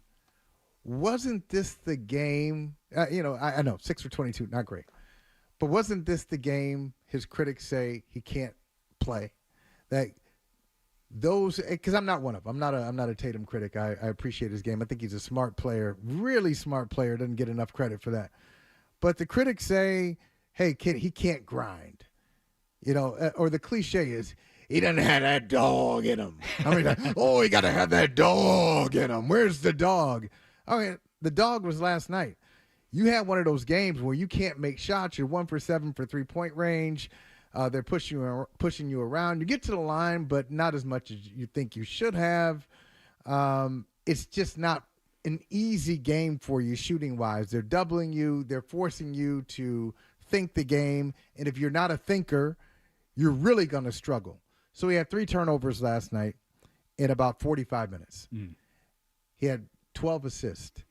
1 rebound shy of a triple-double, and still kept driving to the basket. All right, so the three-pointer wasn't falling, and it's not like he was really forcing any threes. Not like taking you see him in transition and come down and he's shooting it over 3 people. No. A lot of the times he was doubled, and then there was even a help defender nearby, so it was almost like he was being tripled at times. Just a lot of bodies around him. And most of the time he made the right play.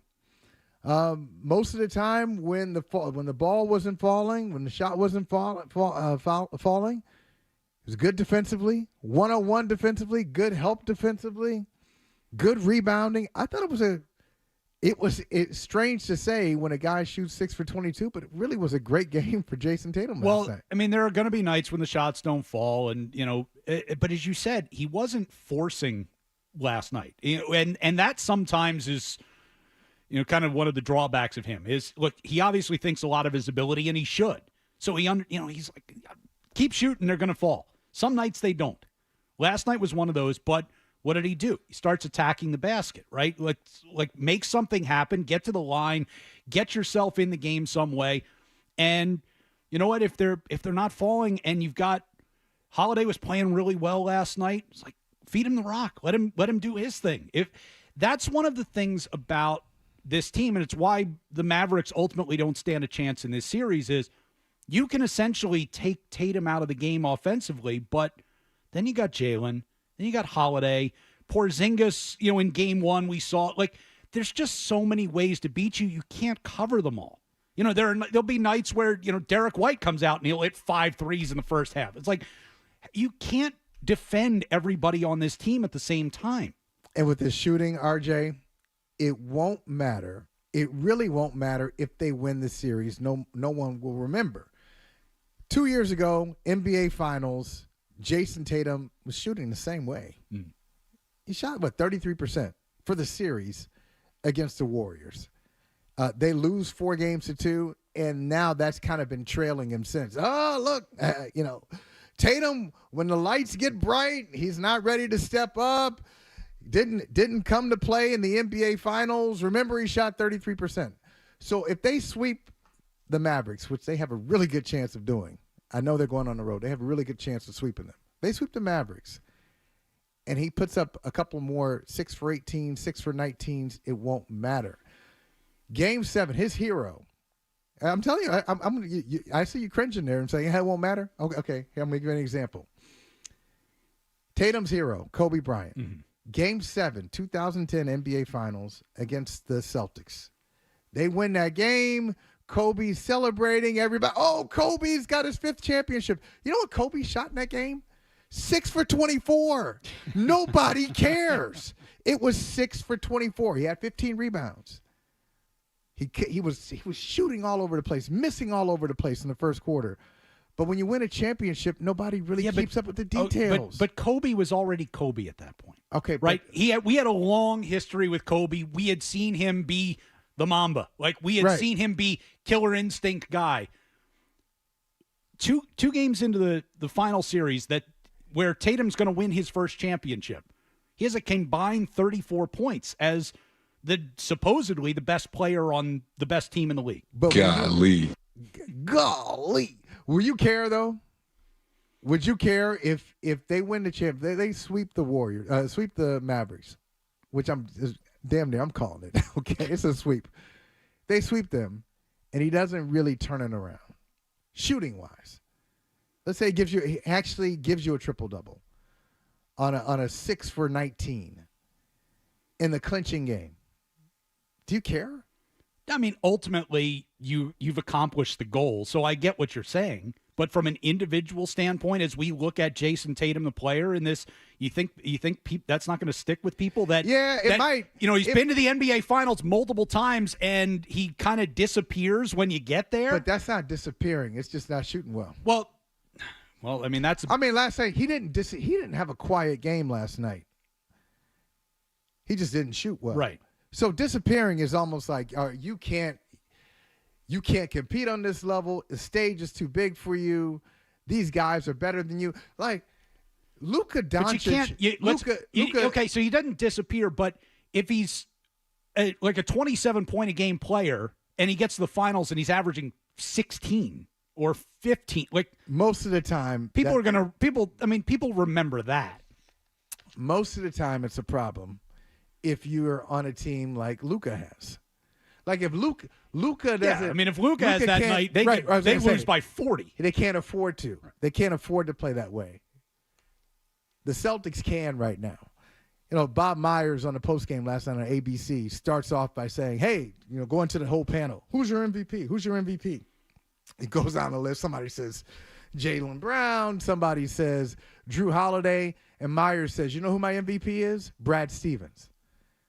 My MVP is Brad Stevens because look at the team that he's assembled. You can have Drew Holiday go off one night. You can have Jason Tatum have a poor shooting night but have a near triple-double. You can have Jaylen Brown and have Jason Kidd say he's the best player. You have Porzingis come off the bench and be the MVP of Game 1. So he's actually playing within the framework of the team he has. I respect what he's doing. I respect the game, even though the shot's not there. Let's grab a quick call. Edwin is up next here with Johnston and Holly in for Toucher and Hardy. What's going on, Edwin? Hey, what's going on, guys? I just want to say real quick, how are people not happy with how Tatum is playing? He was one rebound away from a triple-double. In the past, Tatum would have still been trying to shoot the ball. Now he's making the correct pass. Instead of shooting, he's driving to the lane. It's like, come on, guys, we playing good. And we're going to sweep the Mavs because we had a terrible shooting night from 3. And all these commentators like Stephen A. Smith was like, When those threes are not dropping, Dallas is going to win. I'm sorry, Stephen A. We still won. Thanks, guys. Well, that was their shot. I mean, it's if you're going to make this a series, Holly, you said it. When the Celtics shoot 25% from three, you have to win that game. If you're Dallas, you have to win that game, and they shot 23% from three. Like theirs weren't falling either last night. Here's the other thing, RJ. It's not just a 3-point shooting. Where's this? Where's this great Dallas rim protection we kept hearing about? Oh man, they got these big guys. They got these guys. They got Gafford. They got Derek Lively. They got all these guys who will meet you at the rim, and it's going to be tough. The Celtics have been crushing them inside.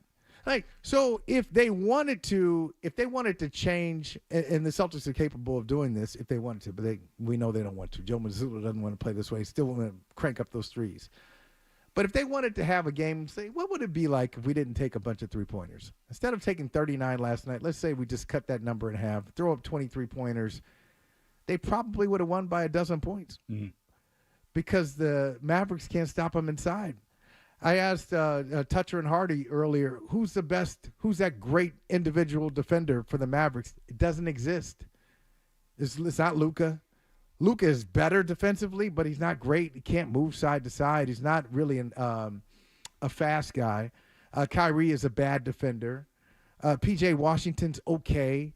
Derek Lively fouls a lot, and he's gonna get more calls because he's a rookie, and rookies don't get a lot of love.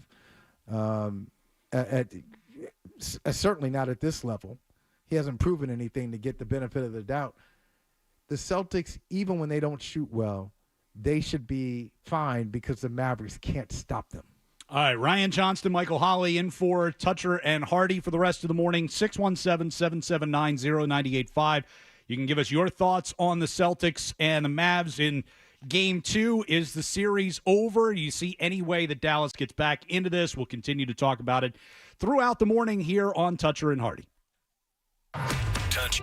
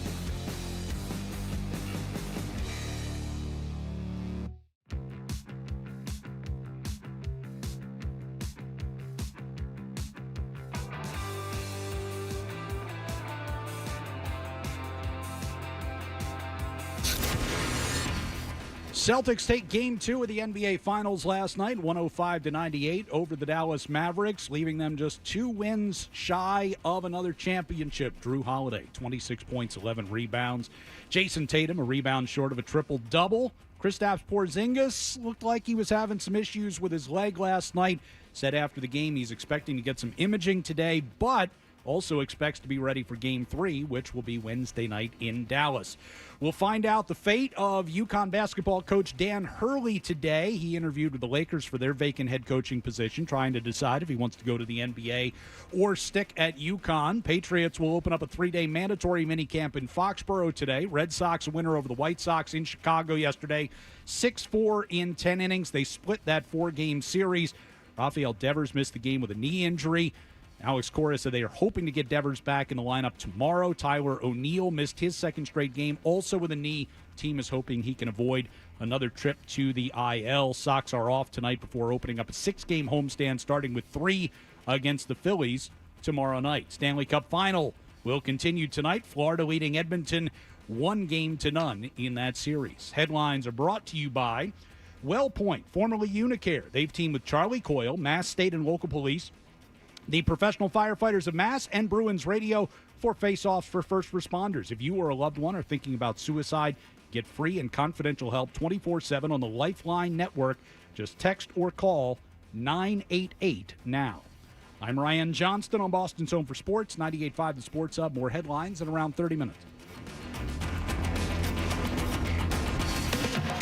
You want to talk sports? We want to talk sports. Squeeze the chicken and open the mouth. It's like we were meant for each other. This is why you need us. 98.5 The Sports Hub. Hey, if your alarm clock sounds like this is the show for you. Toucher and Hardy, The Sports Hub. Tatum, left-hand dribble. Luka guarding him. Tatum dribbles between his legs, attacks the paint, hangs in the air. Ball knocked away from him by Jones. Dallas can make it a one-possession game. Bounce pass lead, but blocked from behind. Jaylen Brown on Washington. Celtics get it back. Jaylen makes the saving. In for the guys for the rest of the show today. Again, they were with us early today, but are just about to tee off at the annual Hoosier Caddy Class. When I'm, filling in for Wallach, like Hardy will be in here, chipping and things like that. We've got a little putting green. You've in never here, played with them before? I've never played with either one of them. Okay. No. But that's the thing that has to happen next. I don't Fred does not strike me as a person with the patience for the game. Right. That's, I would just say that. This is not going well. Like Fred, I think he'd be a lot of fun to play with for like 6 holes, 7 holes, but that's a long time. After 9, like he's done. I don't think he generally, when he plays, I don't think he generally plays 18. I'm going to take the under there. You said after 9? I'm going to say like 3 or 4. Like, forget this. What the hell is going on here? But I also don't think, like, I can't imagine him having that high of expectations for his game either. Like, some people get out there and it's like, you want to play like Scotty Scheffler. It's like, well, you're not as good as Scotty Scheffler. Right. So you set your expectations too high. Do you play at all? I used to play a lot. In recent years, haven't played much at all. I'm terrible. I used to be halfway decent golfer. No, what's halfway decent? What are we talking about? I was at my best. I was about a 12 handicap. Okay, no, that's like more than halfway decent. That's damn good. I mean, that was many years ago. But if I play in a scramble, I'm usually, if not the best golfer in my foursome, I'm usually second. So it should have somebody else here today, and you should be playing. I've never played in this thing. I always work today. Come on. You gotta put in the grind, Michael. Talk to Radzik, talk to Tony Maz or something. Somebody. I got a nice text from Maz this morning, as you did as well, thanking us for putting in the effort this morning. Happy so that to do it. Toucher and Hardy could be part of that and help raise money today. So, but that's every year I'm here instead of playing out there. That's the tradition. The tradition is you're here and they're there. Yeah, I like to make it work. Like to think of it as an honor that they would like me to host the morning show on that day rather than being out there golfing and not entertaining people. That's what I choose. I choose to look at it. Okay. As opposed to I've been snubbed for an invitation to this thing literally every single year that it's happened. RJ, it's all about how you frame it. Absolutely. The framing, I like the way you put it. Okay, that makes sense. Yeah, I choose to look. Doesn't bruise your ego at all. Look what they're doing for me. Right. Look how much they trust me. Well, hey, look at it this way. If I was out there, I would not be getting paid to be out there. Here, I'm getting money to be here this morning. So that's not a bad thing. At least I think I'm getting paid to be here. Wouldn't that be something? Hey, by the way, this is a date. This is part of the charity. This whole thing, day right? is about charity. Why do you think you're getting paid? And I'm laughing. Maybe I'm not getting paid either. It's true.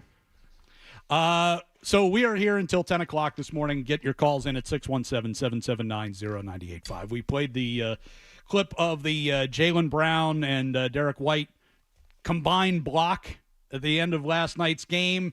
Helps the Celtics seal the win in Game 2.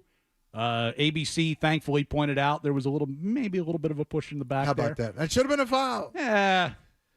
But I do appreciate that in this series, where you don't have a lot of so far, because it probably changes. I haven't heard neither coaches complain. Maybe that's Jason Kidd's next move. Because his first move was to try to, throw something in there between Jaylen Brown and Jason Tatum. Hey, Brown's their best player. That didn't work. So now the next move, and this always happens in the NBA Finals, count on it, RJ, the team that goes down zip 2, or the team that loses a game that they felt like they needed to win, the head coach then comes out, media availability, and says, hey, we've sent some plays to the league. Right. We feel like they said a lot of, give them credit. This is how they play. They said a lot of illegal screens. They're not calling them. We just want a fair shot. It's what Rick Carlisle did. Rick Carlisle challenged the integrity of the NBA.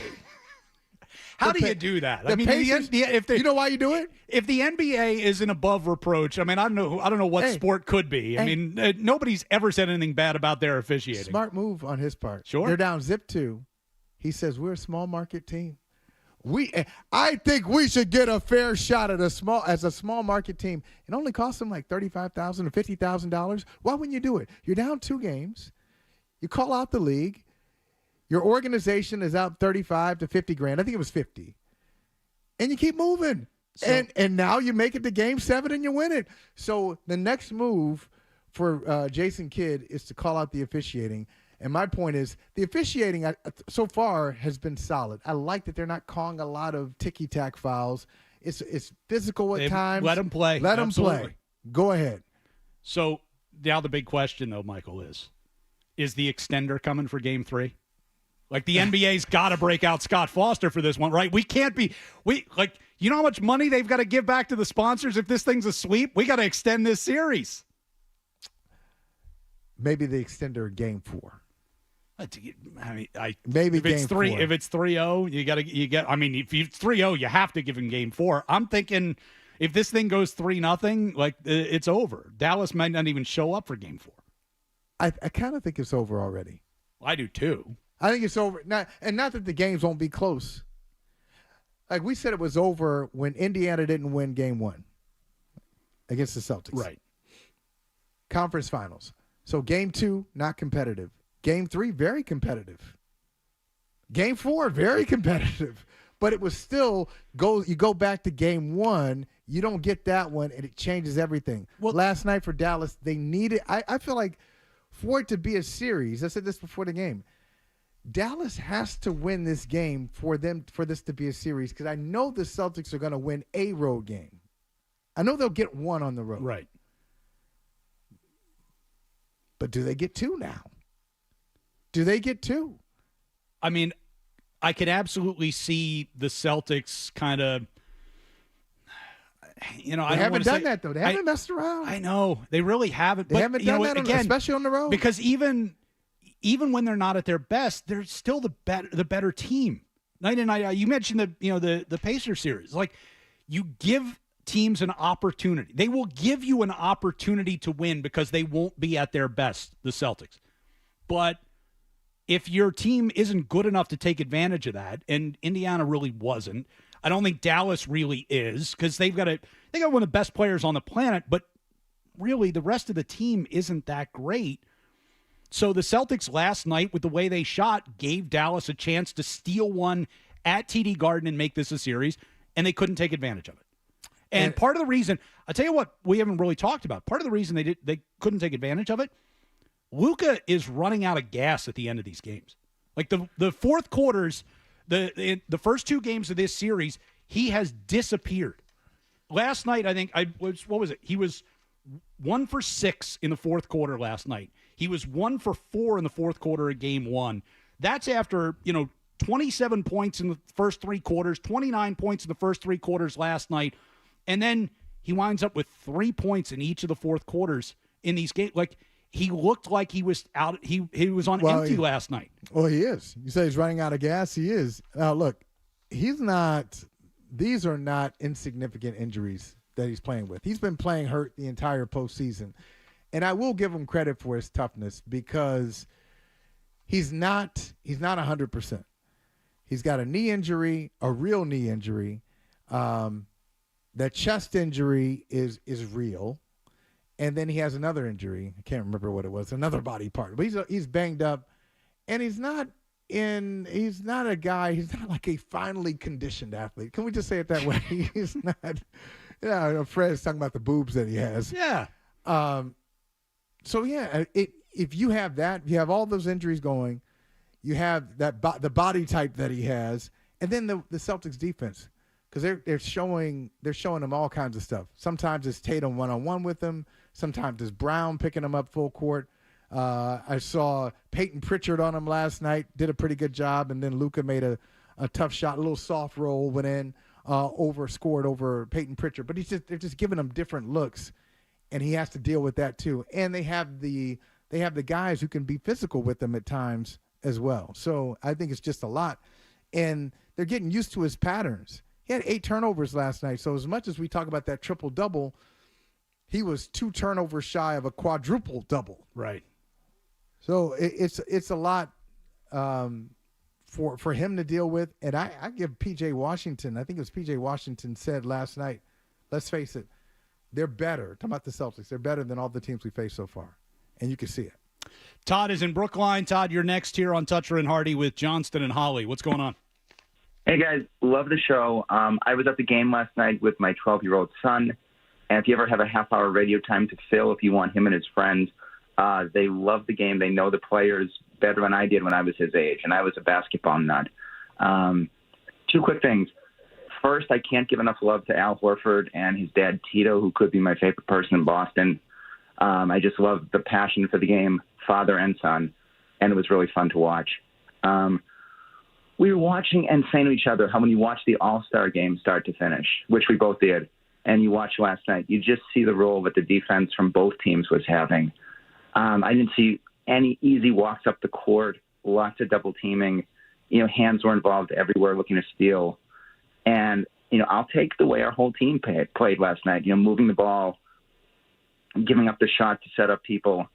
My son said to me, this feels a lot like what you described to me in the early 80s and mid-80s when, Bird, Kevin, Chief were amazing. But then, DJ, Danny, Jerry Seasting, you had guys coming off the bench who, every player was just, that Peyton Pritchard, who another guy who I just think will be amazing. That three-pointer, you just feel like, these guys, they're not going to lose. Everybody contributes. Everybody contributes. And, you mentioned Brad Stevens being the MVP of this team. Like, he has put together a team that's deep, where you get contributions from everybody in the rotation, right. And they can all do multiple things too. It's like, Holiday's an excellent defender, but last night you get 26 and 11 out. Points, you've gotten the points from him at critical times in this series, in the Indiana series, down the stretch too.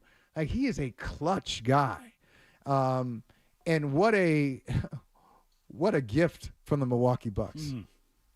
What again? Like, they made the mistake of trading Holiday to a team that wasn't going to keep him. You trade them, be like, what's the use of trading them out of the conference if you trade them to a team, to a doormat that says trade them right back in. Like, fine, we'll open this up. Yeah, we're not going to keep them. We'll give you Dame Lillard, separate deal. We're going to trade Drew Holiday. And Milwaukee, it was a great story about it. I think Windhorse wrote about it for ESPN.com, I think it was, where he says, Portland insisted that there'd be two separate deals. You want Dame Lillard? Okay, we'll trade you Lillard. But if you give us Holiday back, we're going to turn that. That's going to be a separate deal. We're not doing this, hey, Holiday a part of a 3 or 4 team trade.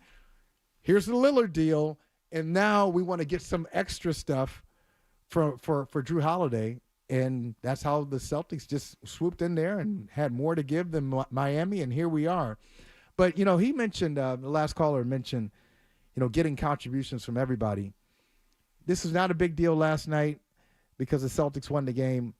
But there are a few times, RJ, I'm watching the game, and I see Sam Hauser in there, and like, look, you know why you're on the court. You got to make that shot. So he was 0 for 5 from three-point range last night. So when we talk about Jason Tatum, 1 for 7 from 3, okay, Tatum can do other things. He can board. He can pass. He's a good defender. Hauser is not a good defender. He's not a good passer.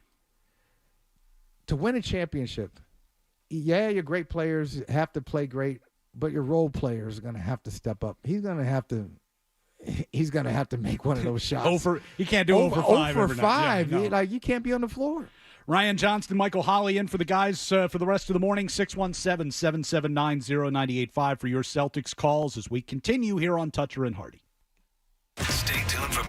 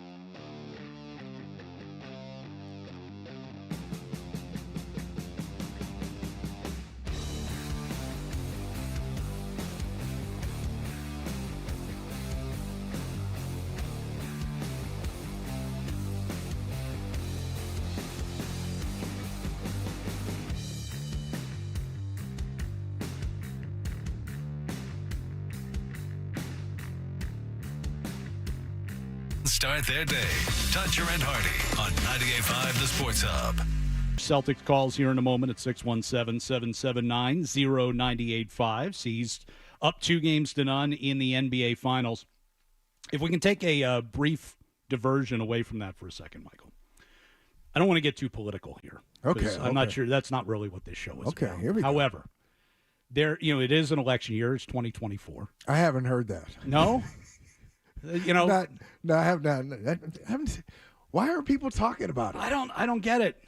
But there is a race that is captivating the entire country, but in particular here in New England. It has gotten everyone's attention. It has been the subject of numerous articles. It has been talked about on this very radio program in the last few weeks. Go ahead. I just want to throw my hat in the ring. Go ahead. Jack Edwards is retired. Dave Gosher is staying in Vegas. Who can Nesson turn to as the next voice of the Boston Bruins?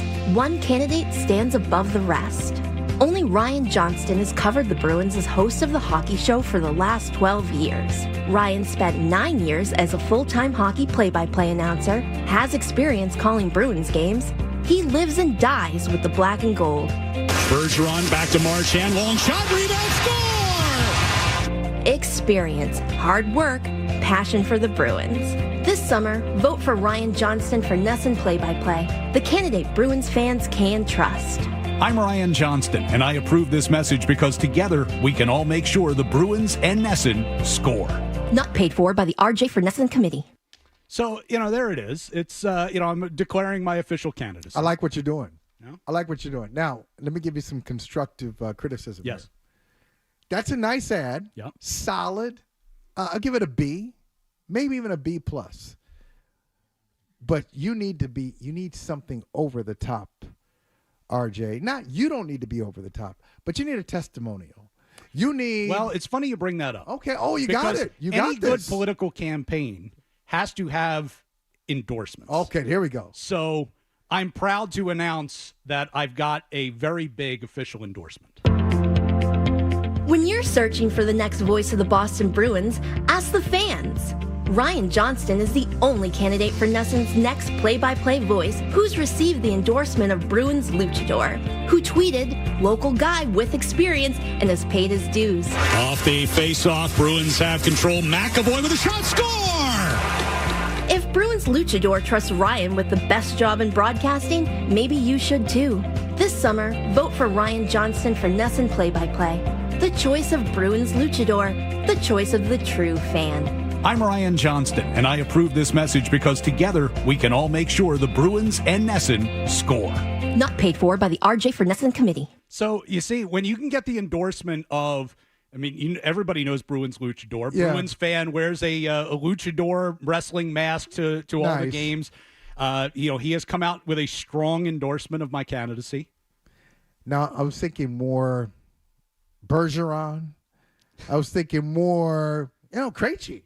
Hey, I'm retired now. Hey, listen, I wish I had a guy like RJ to call my games. Ah, interesting. Tough to get those guys into the recording studio these days. Or just like, hey, listen, you don't have they don't text you, no FaceTime. I have to dig through my phone and see. Sorry. There's so many numbers in there. I might have lost a couple. You're at dinner with your wife. I'm sorry right now. I gotta, Patrice is calling. Let me take this for a second. But you want the job. Do you want the job? Michael, if they offered me a 20-year contract, I would sign it today. Take it. Today. No. It is the job, my dream job is to be a play-by-play guy for the Boston Bruins. There is not a job that you could offer me that I would want more than that. Now, I've worked with guys. Listen, this is working out. This is working well for you. You have worked with a guy who was the play-by-play guy for the Bruins on Nesson. Absolutely. Play-by-play, did the studio, whole thing. I used to work with Jack for a little bit too. So, he used to come in, and when I was doing afternoons at the other place, he would come in and he'd write his monologues and do all kinds of stuff. So you are working. I launch people. I launch people into the. Maybe this is it. Maybe this is it. This is your lucky day. This is it. You should have it. You should have the job. You should campaign for it even more vehemently. Absolutely. Well, I'm the guy. Yes. They brought it up on the show a week or two ago. I sent my demos over there. I'm absolutely in on this. I wanted to make that very clear. I'm not, not one of these people, I'm not, working behind the scenes or anything. I'm just coming out and saying it. I'm just coming out and saying it. I appreciate it. That's much better. I just want everybody to, I want the job. Don't be coy about it. Hey, whatever happens is no big deal. I like what I'm doing right now. No, I want the job. How many years did you work in the minor leagues? 9 years of full-time hockey. Okay, 9 years in the minors. Yep. Come on, damn it. 9 years. I paid my dues. And we were talking the last time we did a show together. You were out in one of the Dakotas. Which one did you North do? Dakota. Okay, you were in North Dakota. It was my first radio job. Okay. I went to Devil's Lake, North Dakota The man for a year was and a in half. North Dakota. North Dakota. Nobody wants to be out there. You did that. 9 years, minor league travel. You do the hockey show. I love the hockey show. Seriously, I'm not just saying this because you want the job. But I told you, I listen to the show every week. It's excellent. You know the game. You love the team. You should have the job. And you have Gosher turning it down. Well, I'm just going to right now. I'm very flattered. I'm flat. He gives this little. Did he say that or did he write it down? Did he have his corporate team? Gosh. You think he's got a team of PR people? Hey, here's the statement we want you to read. I am so flattered that the Boston Bruins Hockey Club has shown interest, but right now I am committed to Vegas. Then the Kraken guy. Well, I like the job I have right now. I'm going to stay in Seattle. John Forsland said, told Chad Finn apparently the other day, he's good. He's good where he is. So, now that these national guys are, they're falling by the wayside. Yeah, get them out of the way. Let's open it up to, let's go local here. I've only been here covering the team for the last 12 years. There it is. Come on. You got the chops for it. You got institutional knowledge is a big part of this too. That's not always valued these days. You got any more campaign stuff? Well, while we're talking about out of towners, sometimes you got to go a little bit negative in political campaigns. So. Who do you want as the next voice of the Boston Bruins on Nesson? Some out-of-towner or someone who really cares about the black and gold? Here's Marchand to McAvoy. Backdoor Pasternak scores! Among all the candidates, only Ryan Johnston is fighting against out-of-town special interests to bring you the kind of Bruins broadcast you want. As the host of the hockey show, he connects with Bruins fans, and with 9 years of play-by-play experience, Ryan Johnston is ready to serve you. This summer, vote Ryan Johnston for Nesson Play-by-Play, the true local choice. I'm Ryan Johnston, and I approve this message because together we can all make sure the Bruins and Nesson score. Not paid for by the RJ for Nesson Committee. So you got to fight against those out-of-town special interests, More constructive criticism. Yes. Here, RJ. I agree that you got to go negative. You didn't go negative enough. You think it's not harsh enough? You've got to name names. You got to go scorched earth. You got to think, okay, who's my competition now? Now that Ghosh is kind of respectfully bowed out. Forsland, he's out of the game. All right, who you got to think like the Nesson people. Who would they be interested in? And then you got to attack that person. You got to go in. You got to look at any kind of weakness. Like scour the social media, any kind of missteps that they may have made, even if they didn't make it. Find some old tweets. I like it. And even if they didn't make a misstep, it's like we talked about earlier, it's how you frame it. You got to make it negative, even if it's not negative. We got to make this. You know what? I'll work with you for free. There you go. Michael Holley, campaign manager. I'll be your campaign manager. Hashtag RJ for Nesson. Start tweeting it. Because I know how to be nice, but I also know how to be like an a-hole. That is true. We haven't worked together a lot, but I can sense that. I can do it. Yeah. So I got you, man. All right, we'll get back to your Celtics calls here. 617-779-0985. I'll get you Sports Hub headlines, and we'll continue. Ryan Johnston, Michael Holley in for the guys here on Toucher and Hardy. I'm Ryan Johnston, and I approve this message because together we can all make sure the Bruins and Nesson score. Sports Hub.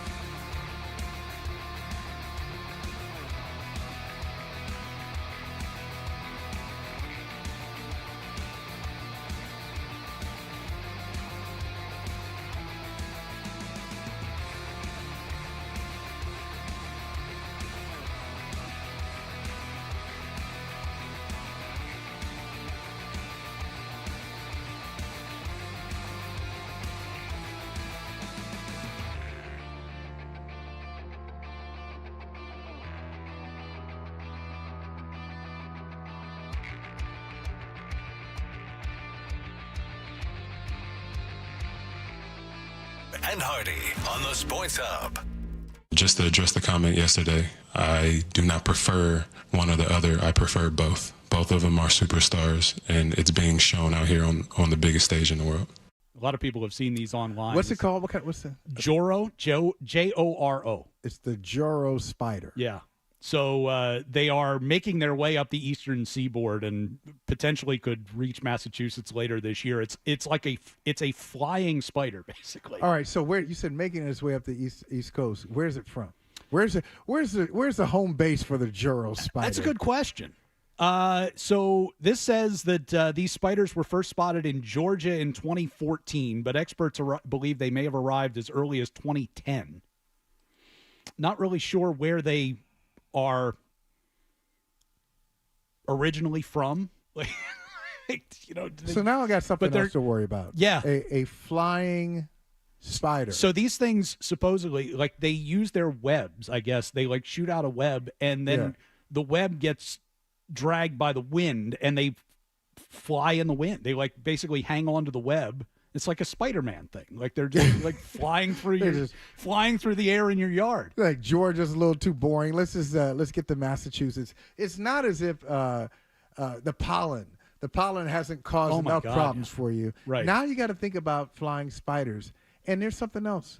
Have you seen these things? Now I have like, my house is old. My wife loves old houses. Okay. So if it wasn't built in 18-something, she's not interested.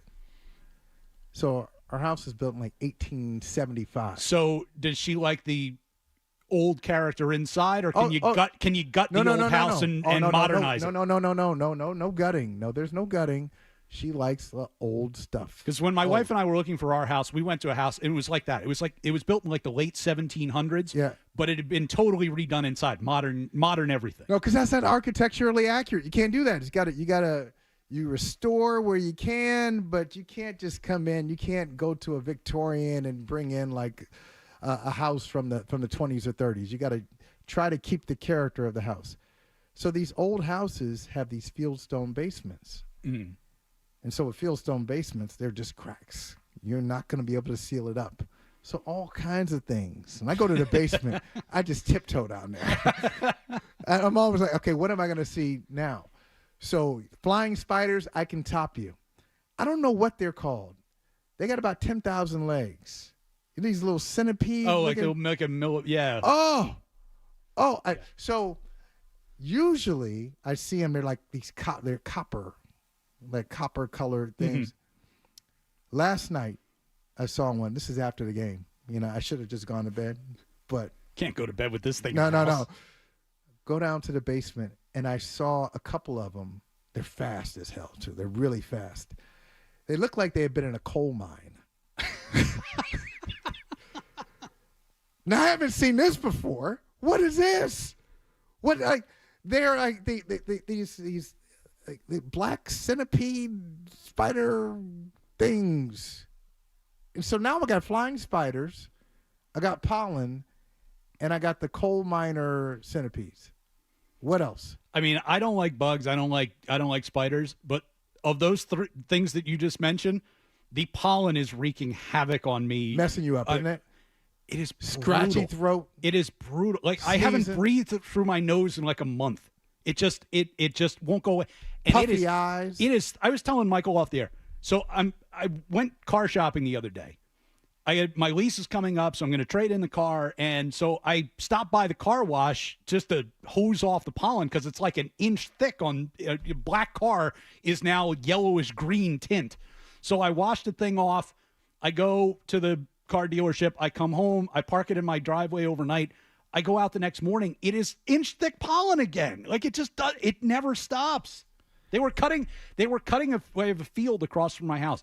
They were cutting the field the other day. My wife said you could see clouds of pollen like rising up as they were mowing it. So what does it do to you? Are you one of these sneezing fit guys, or no? My sinuses are just stuffed beyond belief for the entire spring into early summer. Like, that's all it basically is. And you got to go around telling people, like, they understand. Yeah. I don't have a cold. I don't have COVID. It's not COVID. It's like now you don't even say anything. Like you should know what it is. But that was the worst. That was like one of the worst things about COVID was I literally felt like this. I felt kind of terrible for in the spring of 2020. You didn't want to feel terrible, and you certainly didn't want to tell people you were feeling terrible. It's like, I promise you, it's not COVID. It's like, it's just, this is me every spring. They're like, everybody says that. And it's worse. It's worse, too, during that time where you're trying to swallow the cough or swallow the sneeze. Then it becomes nastier. All right, let's get back into your calls here on the Celtics. 617-779-0985. Derek is in Manchester. What's up, Derek? Hey, guys. How you doing? Hey, Derek. Hey, thank you for the show, and thank you for, just good reporting. But, Celtics basketball is finally back. We actually have a team.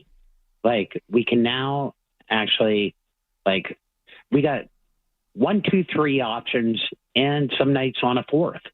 And, people are going to complain about, we didn't see, Tatum show up or we didn't see Brown show up. No, we're winning. That's all that matters. We're winning. So that's all I got for you guys today. But thank you for having me on. All right. Appreciate the call. I mean, ultimately, the goal is to win a championship. Doesn't matter how you do it. It goes back to the whole Mavs thing about it. Wow, it's going to be a hollow championship. There's no such thing. No. There's no such thing.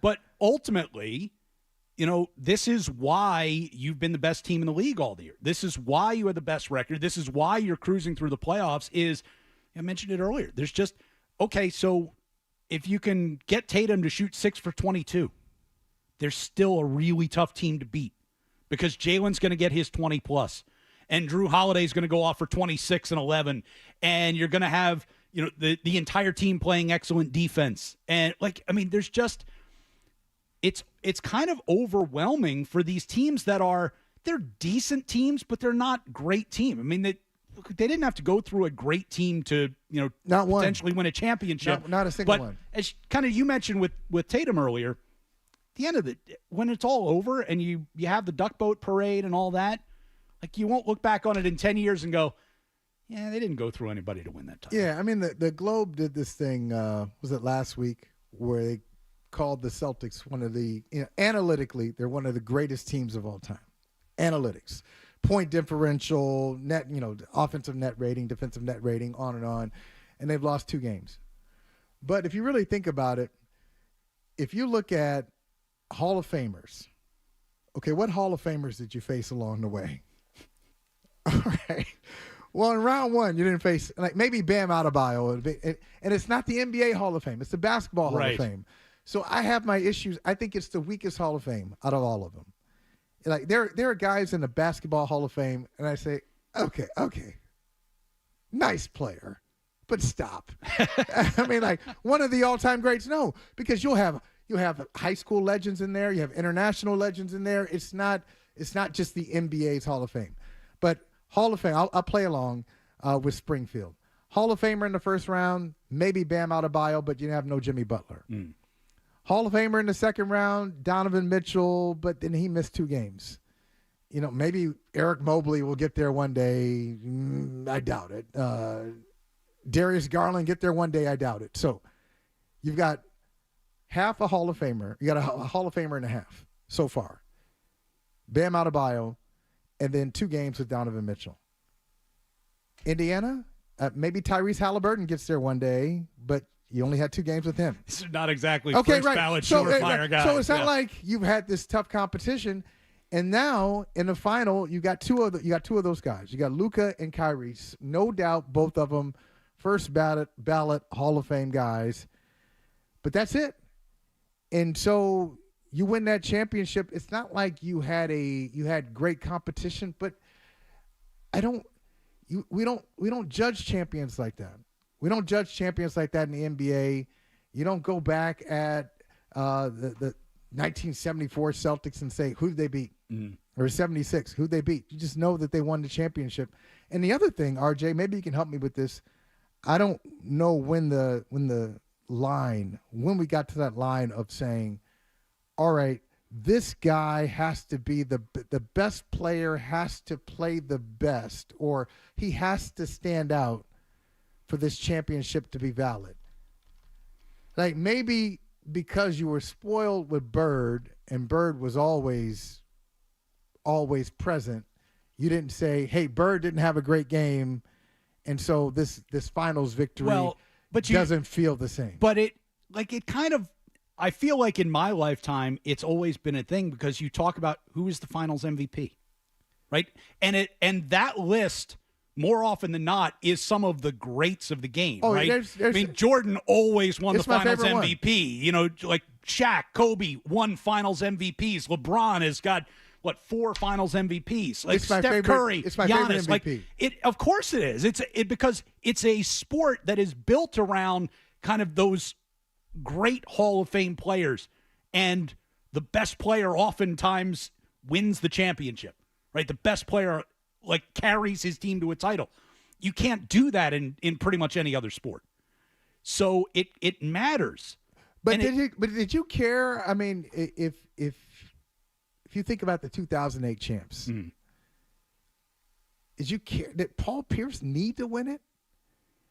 You can make a case. You can make a case that Ray Allen could have been the MVP of the finals. I don't think it mattered in Boston because of what he meant to the franchise and what he still means to the franchise. I mean, I don't know if you saw the clips of him last night. Oh yeah, you know how could you miss him? The mayor of Boston. Yeah. He's hanging out the windows above the entrance of the Garden last night, getting the crowd fired up. He's going around hugging everybody in the building. I think nationally, I think that mattered. I don't know how much it mattered here because he was already beloved. He was already kind of the guy at that point. Yeah. They had 3 guys on that team. They had 3 great players on the team. And so if KG had been finals MVP in 2008, is Paul Pierce less beloved now, was my point. Probably not. Right.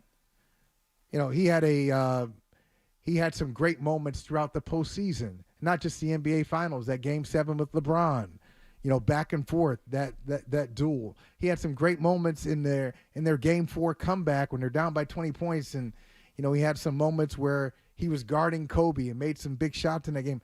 But if he's not Finals MVP, Ray Allen was right there. I think in the 08 Finals, I think he averaged like 22, 23 points a game. Did a decent job on Kobe defensively. Made half of his shots. I mean, they had a shot at a really high percentage.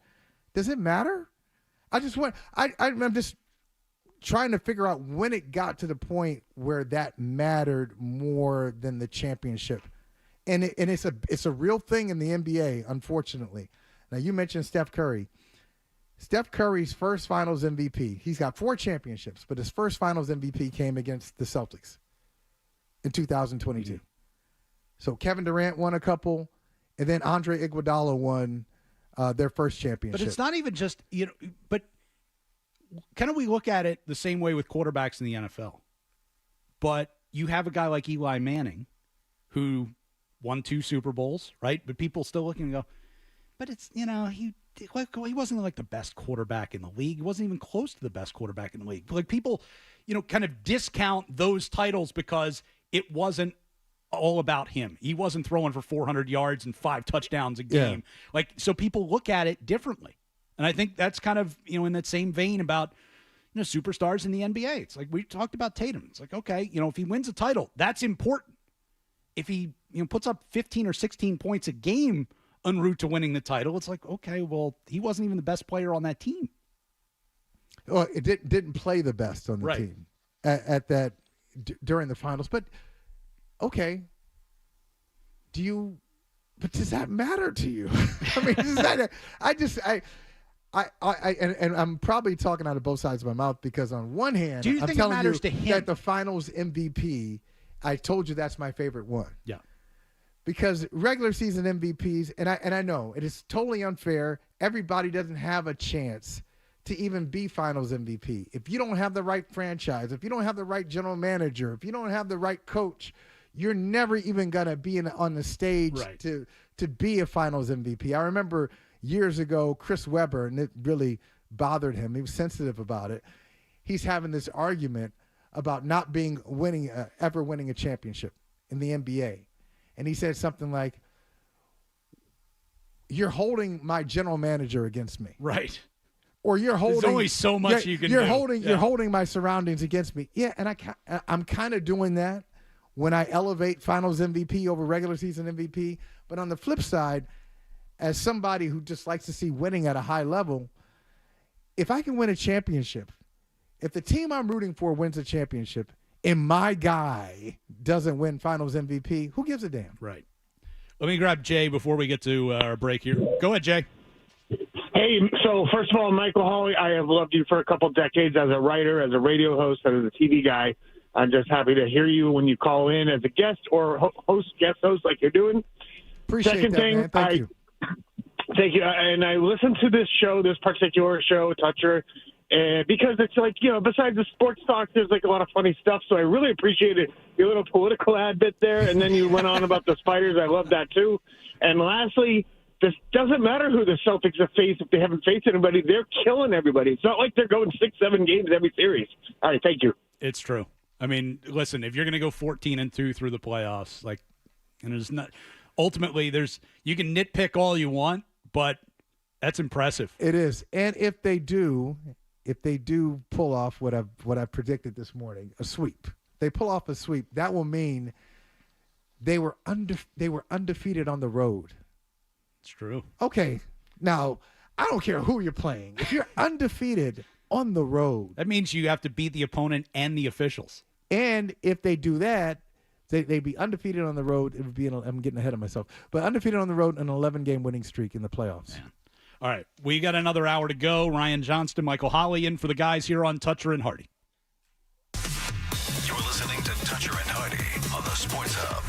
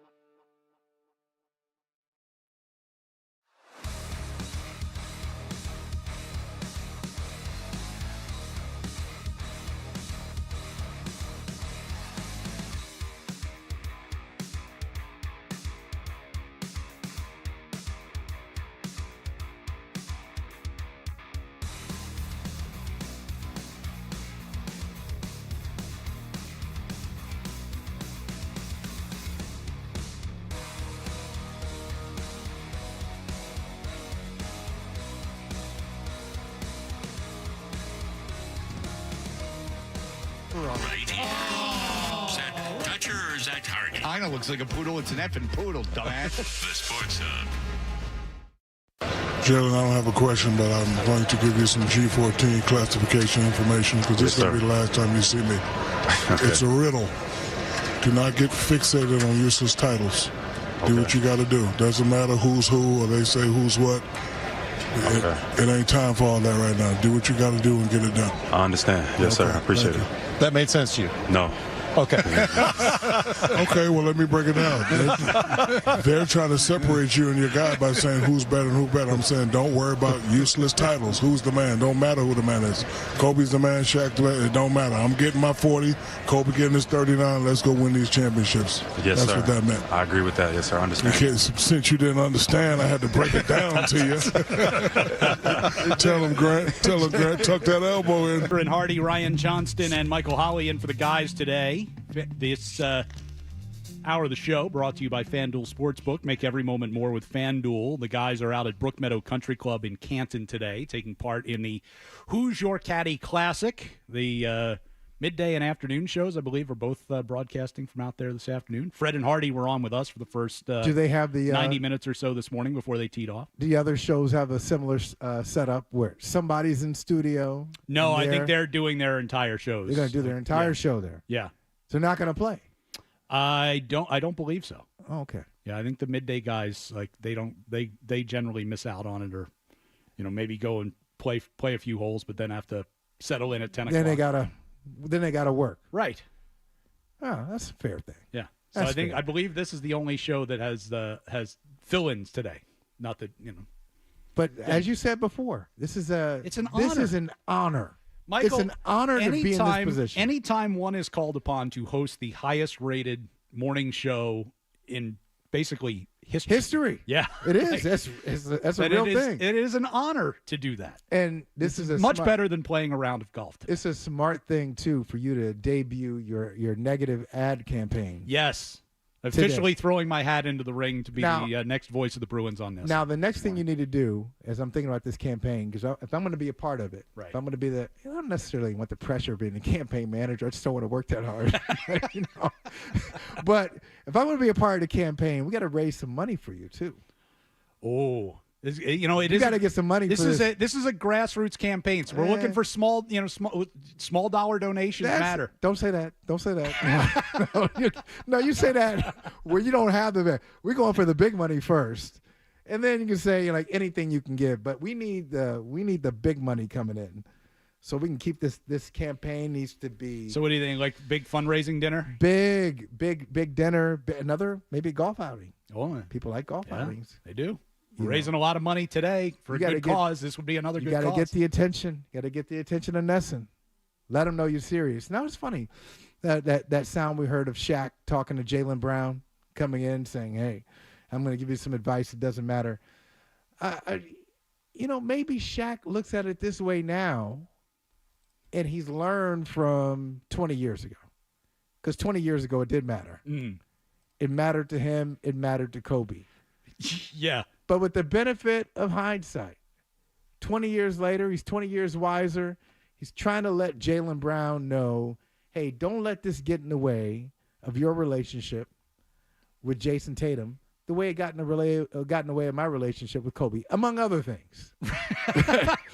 Among other things. But, who got the credit was part of their dynamic. Sure. And then as Shaq once rapped, Kobe ratted him out. That's why he got divorced.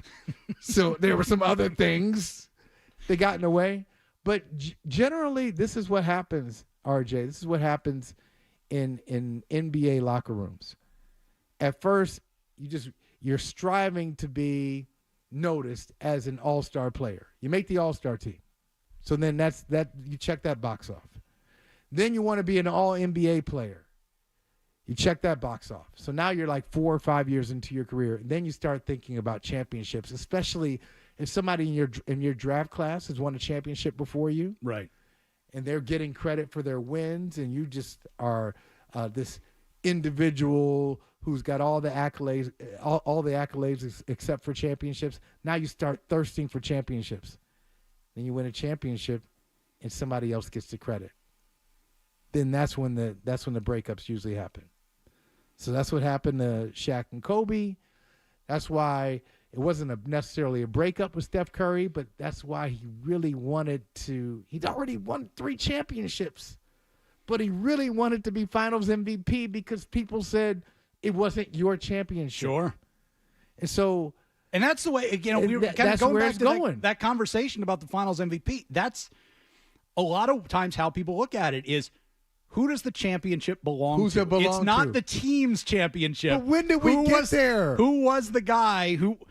When did we get there? I'm saying, but it was never that for Bird. It was never that for Magic.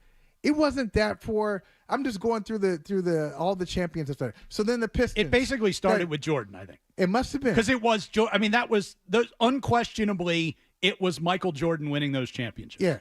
Even though he wasn't the guy necessarily hitting the last shot to win the title, but those unquestionably were Michael Jordan's teams, and if you weren't on board with that, good luck to you. Well, and there's some guys who are still bitter about it. Scottie Pippen is going to go to his grave bitter that Jordan got all the credit that he got. Now, we know it. Like, Jordan is the standard. Jordan is still the best player. Everybody looks at Jordan. He's the best player. LeBron probably will score. He could score another 10,000 points. And people will say, it's still Jordan. Right. He's the poster on the wall for people. Mentally, you just can't get by. You can't get beyond Michael Jordan as being the best. But he still didn't win it. And he couldn't have done it without Pippen. He couldn't have done it without Horace Grant the first time. Yeah. And then the second time, Dennis Rodman. Steve Kerr, John Paxson, those guys. The second three-peat, I should say. But if you're going to compare yourself to so that's what we have to blame for this? Like, whose championship is it? It's following the Jordan model? Since he was 6 for 6 in Finals MVPs, if you're not going to be if you can't be like the face of the championship is somehow invalid. I mean, that's crazy. That's the way I will say it is the way that a lot of fans look at it. I think it's in a lot of ways the way a lot of players look at it too. That you certainly want a ring. I mean, that's number one. You've got to get a ring. You've got to get a ring. You got to get a ring, and then you got to have a. You don't want to. You got to have a certain story with it. Like you don't want. Listen, one great player, but what do people bring up to Charles Barkley every day of his life? That he didn't win it. That he never won one, right? That he never won one.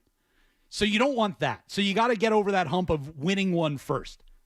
But if you're going to be considered on that plane, that stratosphere, where you're one of the great players of your era, you're one of the great players of all time, you kind of have to be the best player on that team that won the championship.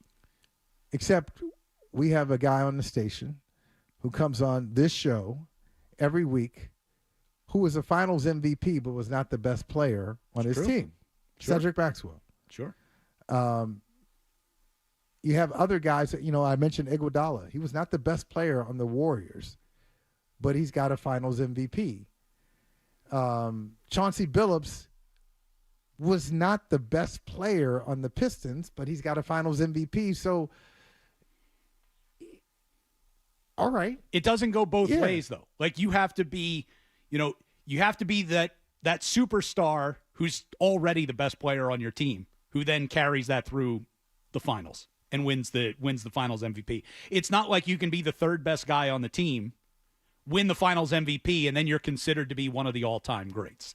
It doesn't work in both directions. Okay, that's tough to follow. That's tough to. I get it. Listen, logically, I'm not saying any of this makes sense, but it's the way that the NBA is structured, because in the fabric of a team game, it is such an individual game. It really is, and stars own that league. I mean, you talk about Jordan. The guy still makes more money in endorsements than anybody else in the league. But Jordan is still one of one. I mean, Jordan hasn't played a game in a generation, and yet he still finds himself in debates of greatest of all time. he still has relevancy. People are still wearing his shoes and talking about and watching his plays. See, that's the other wild thing, and that doesn't happen in any other era. You're not looking back at, if I name, 4 great players from the 70s, they're not in this conversation today because the game looks different. So if I said to you, who's better, Oscar Robertson or somebody today, you'd pick somebody today because the game just looks different. Right. It just so happened that Jordan was so ahead of his time that if you can look at a clip from 1998, which is a completely different NBA than 2024. So you can look at a clip from 26 years ago and say, oh, yeah, that guy from 1998, I'll take him. So it's just like comparing anything to Jordan is almost unfair. All right, we're gonna move on here. I want to get your thoughts because we've been all Celtics all morning, rightfully so. I want to get your thoughts quickly on. Have you seen this interview that John Henry did? It's phenomenal. You start laughing. It's so phenomenal. We're going to talk a little bit about John Henry did this interview with the Financial Times. Of course he did. Of course it was the Financial Times. By the way, this thing is a novel, right? It is a long piece. I got a hold of the whole thing last night. Longreads.com. Like I copied it over to a PDF file. It's 20 pages long, Michael. Oh, okay. 20 pages. Like this is a chapter of the book of John Henry. So he had some things to say about the Boston fans. So I'm sure he will endear himself to you even further. We will get to that coming up. Ryan Johnston, Michael Holley in for the guys here on Toucher and Hardy. You're listening.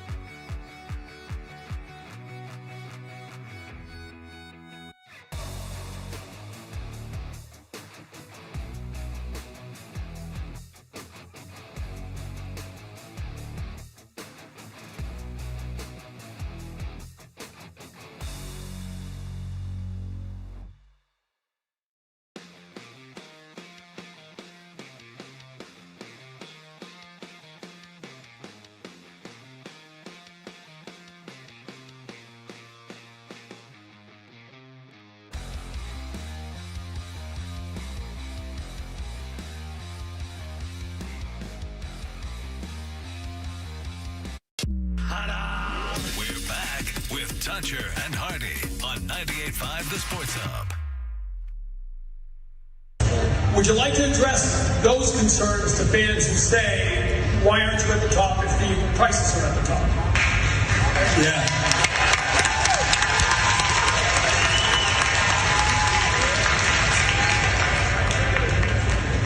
I think the most informed thing I can say is that it's expensive to have baseball players, to have the best.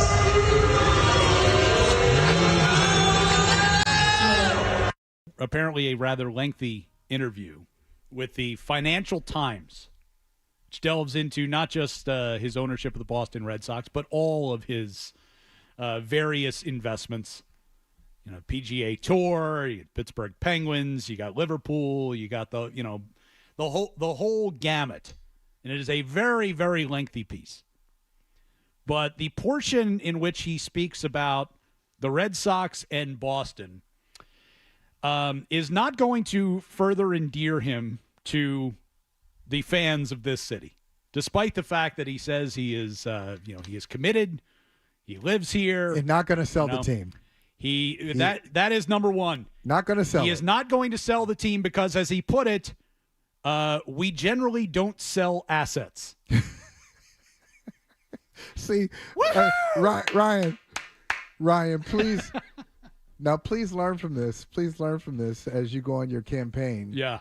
Although you'll be partnering with, if you get the job, you'll be a partner with John Henry. Yes. The whole Nesson thing. So be careful. I'm very excited that he's decided to stay. I was going to say, let me handle all the critical stuff here. No, so here's the learn from his rambling though. The great selection, by the way, great selection there, Kyle, because his answer to that question. What would you like to say? Well, it's expensive. Bad answer. Well, when you're investing billions of dollars into the PGA Tour and you're buying up teams all over the globe, and you are, you're hiring Theo Epstein, baseball guy, to work all across the portfolio of Fenway Sports Group and all that. Like, it's clear that you have wandered away from what made you successful, right? There was a focus when they got here and took over this team. It's like, all right, we're going to fix up Fenway Park. We're going to make this a place that people want to be, players and fans. Invest in the team. We're going to invest in the team. We're going to do whatever it takes to win a title. And it worked. And then a few years later, it worked again. And then it worked again. And then it worked again. And it's like, you should have, with all the championships that they've got under their belt, you should have a ton of goodwill built up with your fan base. And somehow they have managed to squander all of that because in recent years they've decided we're not going to invest the same way in this team, that we're going to try and play it like we're a small market franchise instead of being the behemoth that they are. This is the quote that really stands out. He says that basically that fans have unrealistic expectations in this city. Fans expect championships almost annually, he says. They easily become frustrated and are not going to buy into what the odds actually are, 1 in 20 or 1 in 30. Now, theoretically, Michael, come on. If everybody's on the same plane, right, exactly. And everybody has roughly the same, value, and everybody has the same stadium, and everybody has the same fan base, and everybody has the same amount of money to spend, then you have a 1 in 30 chance of winning a championship in Major League Baseball. Yeah, when you are a billionaire behemoth owner of one of the most historic franchises in the history of sports, it's better than 1 in 30.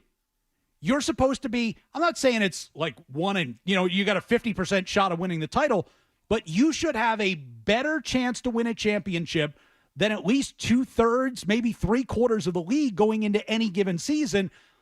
If only you don't put a team out on opening day that's filled with half AAA level players.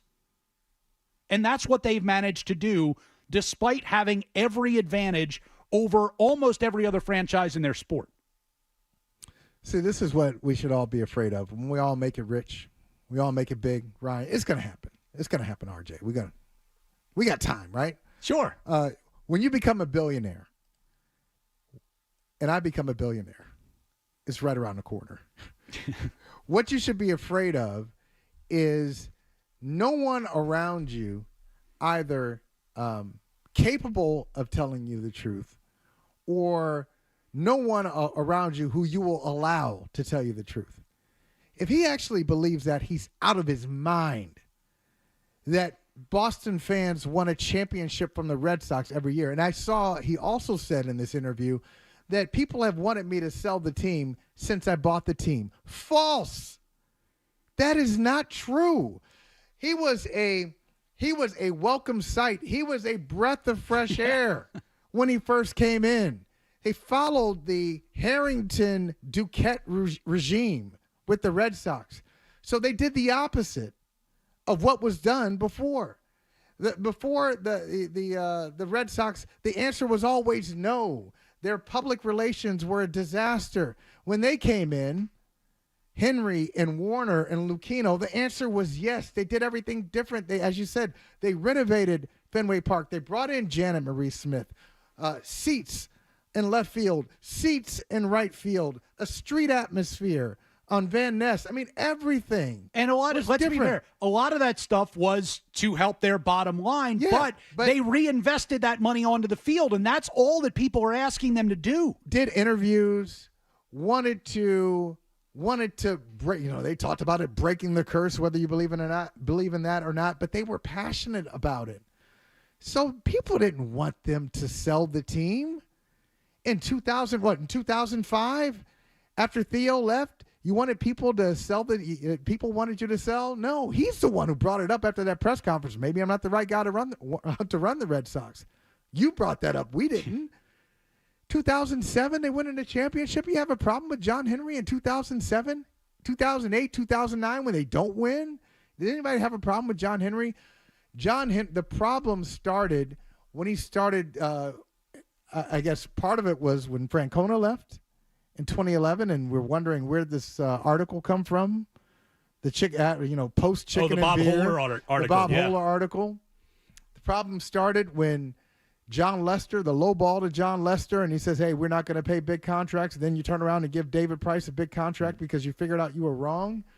Even then, it wasn't like this push to get John Henry out of town. The push has come with his fading away from the spotlight and just clearly running the team like they're the Tampa Bay Rays, like they don't have resources. Don't act like you don't have resources when you do. And his focus has gone away from the Red Sox, well, I guess, which is his right as a business person. His focus has gone away from the Red Sox. You pointed out the PGA and Liverpool and all these other things. But don't forget about the Red Sox, too. I think that's what frustrates people. It's not, hey, we can't win a championship every year. Don't talk down to people just because you're a billionaire. Don't act like people are dumb and you're smart. That's not the issue. The issue is not, oh, they want to win a championship every year. The issue is you got to prove to people that you're invested still.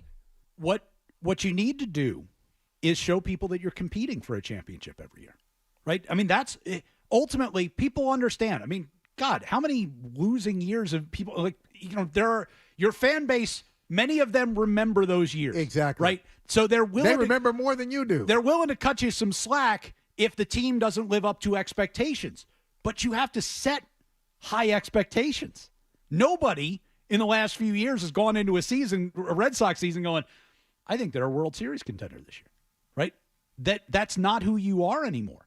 And when you're charging some of the most expensive ticket prices in the game, people are going, well, why am I investing in this team if the ownership doesn't? Why am I going to do that?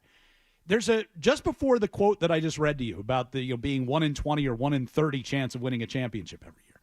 He also said this, and this interesting to kind of play with the context and what this might be, but it says, having spent a lot of time with fellow sports owners over the past couple of decades, Henry says, quote, most of them feel responsible to their communities to bring championships.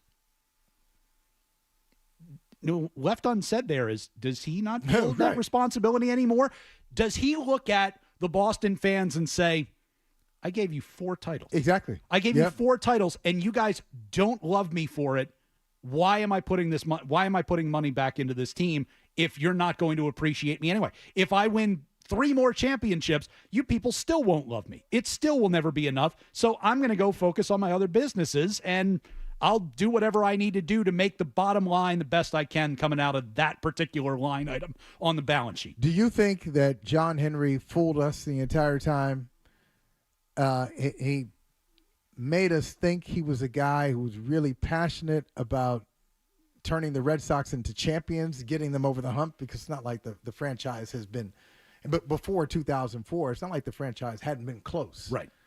Do you think he fooled us about being that guy who was really passionate about it, or he was this guy the entire time, but we were just so focused on getting through and winning a championship that we didn't see it, that he's just a businessman who wanted to the Red Sox, that was never his goal. His goal was to get where he is right now, to have a sports empire. I think what ultimately was happening back then is they were it for him, right? That was his major toy.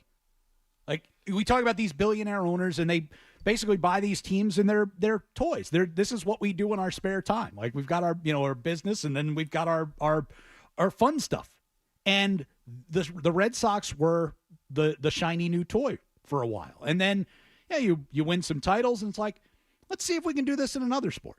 Right? Let's see if we can do this in soccer. Let's go into another country and see if we can do it. You think it happened like that, or all along you said, okay, once I get my championship, because I got a 20-year plan here. I'm going to win this championship here in Boston, get these people on my side, and then I'm just going to, the Fenway Sports Group, just conquer the world, the entire world. We're going international. Sports. We're working with. It's tough. We're going to work with LeBron James. We're going to do all kinds of stuff. Billionaires, I think, mostly across the board, have a different mindset than most of us, right? Where we would go, wouldn't you put all your resources into one team and try and be dominant at that field? Like, that's what. A lot of times, billionaires, successful business people, they look at it a different way. They go, no, I'm going to use this as a springboard, like you're saying, I'm going to go into soccer. I'm going to try and dominate there. I'm going to buy an NBA team after that. I'm going to dominate there. Hell, professional golf needs me to bail them out and help keep that sport alive. I'm going to do that too. I'm going to do all of this, and I'm going to be successful at every bit of it. The problem is they're right now not successful at every bit of it. Wasn't that one of those? You ever watch those Bourne Identity, those Jason Bourne movies? So one of them, they were describing people as assets. The asset. I can't remember which one it was.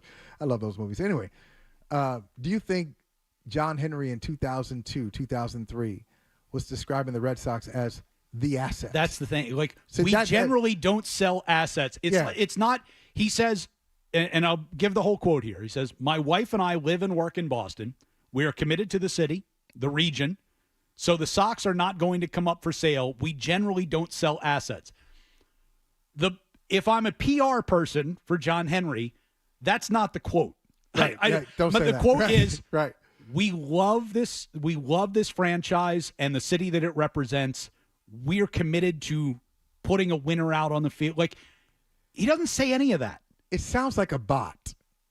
We're committed to the city. That can mean a lot of things. Committed to the city. Committed, committed. You own a $1 billion baseball team. You own a newspaper. Like, there's a lot of stuff you're invested in here. It's almost like committed to the city. Like, we're locked here. Right. Damn it, we're committed to the city. You're committed like the guy at the World Series of Poker is pot committed, even though he's got 2-5 in his hand. Like, I want to be somewhere else, but I'm committed here. Yeah. You're not making me feel better by saying you're committed to the city. You didn't say you love it. You're like, it's not the Red Sox. We're not going to sell the Red Sox. We don't sell the asset. But I think I don't think he's really changed. I think he just fooled us. He got us. He showed us what we wanted to see. We believe what we wanted to believe because it had been a long time. Winning is a great deodorant. Yep. Right? So if you win, and if you're winning titles on a regular basis, like, who the hell cares? Like, okay, so the guy's not the most likable guy. Who cares? He's winning. Like, we're winning. He's not out on the field. I don't have to cheer or boo him every night at Fenway. What's the difference? It doesn't matter who owns the team as long as you're winning. When people feel like they're no longer getting their money's worth, then it matters. And that's why, that clip that we played from the Winter Carnival where he said, baseball players are expensive. And you got booed because people don't want to hear that. You know what's expensive? Going to Fenway. Right. That's expensive for a regular person. So you can't complain that you don't have enough of my money to go out and put a team on the field that can compete for a championship. Then you're not getting any more of my money. And he said one of the reasons he doesn't give interviews anymore is because he's got inside information. He's got accurate inside information, and journalists and fans don't really know what he knows, essentially. And so if he comes out and says what he knows, it sounds defensive.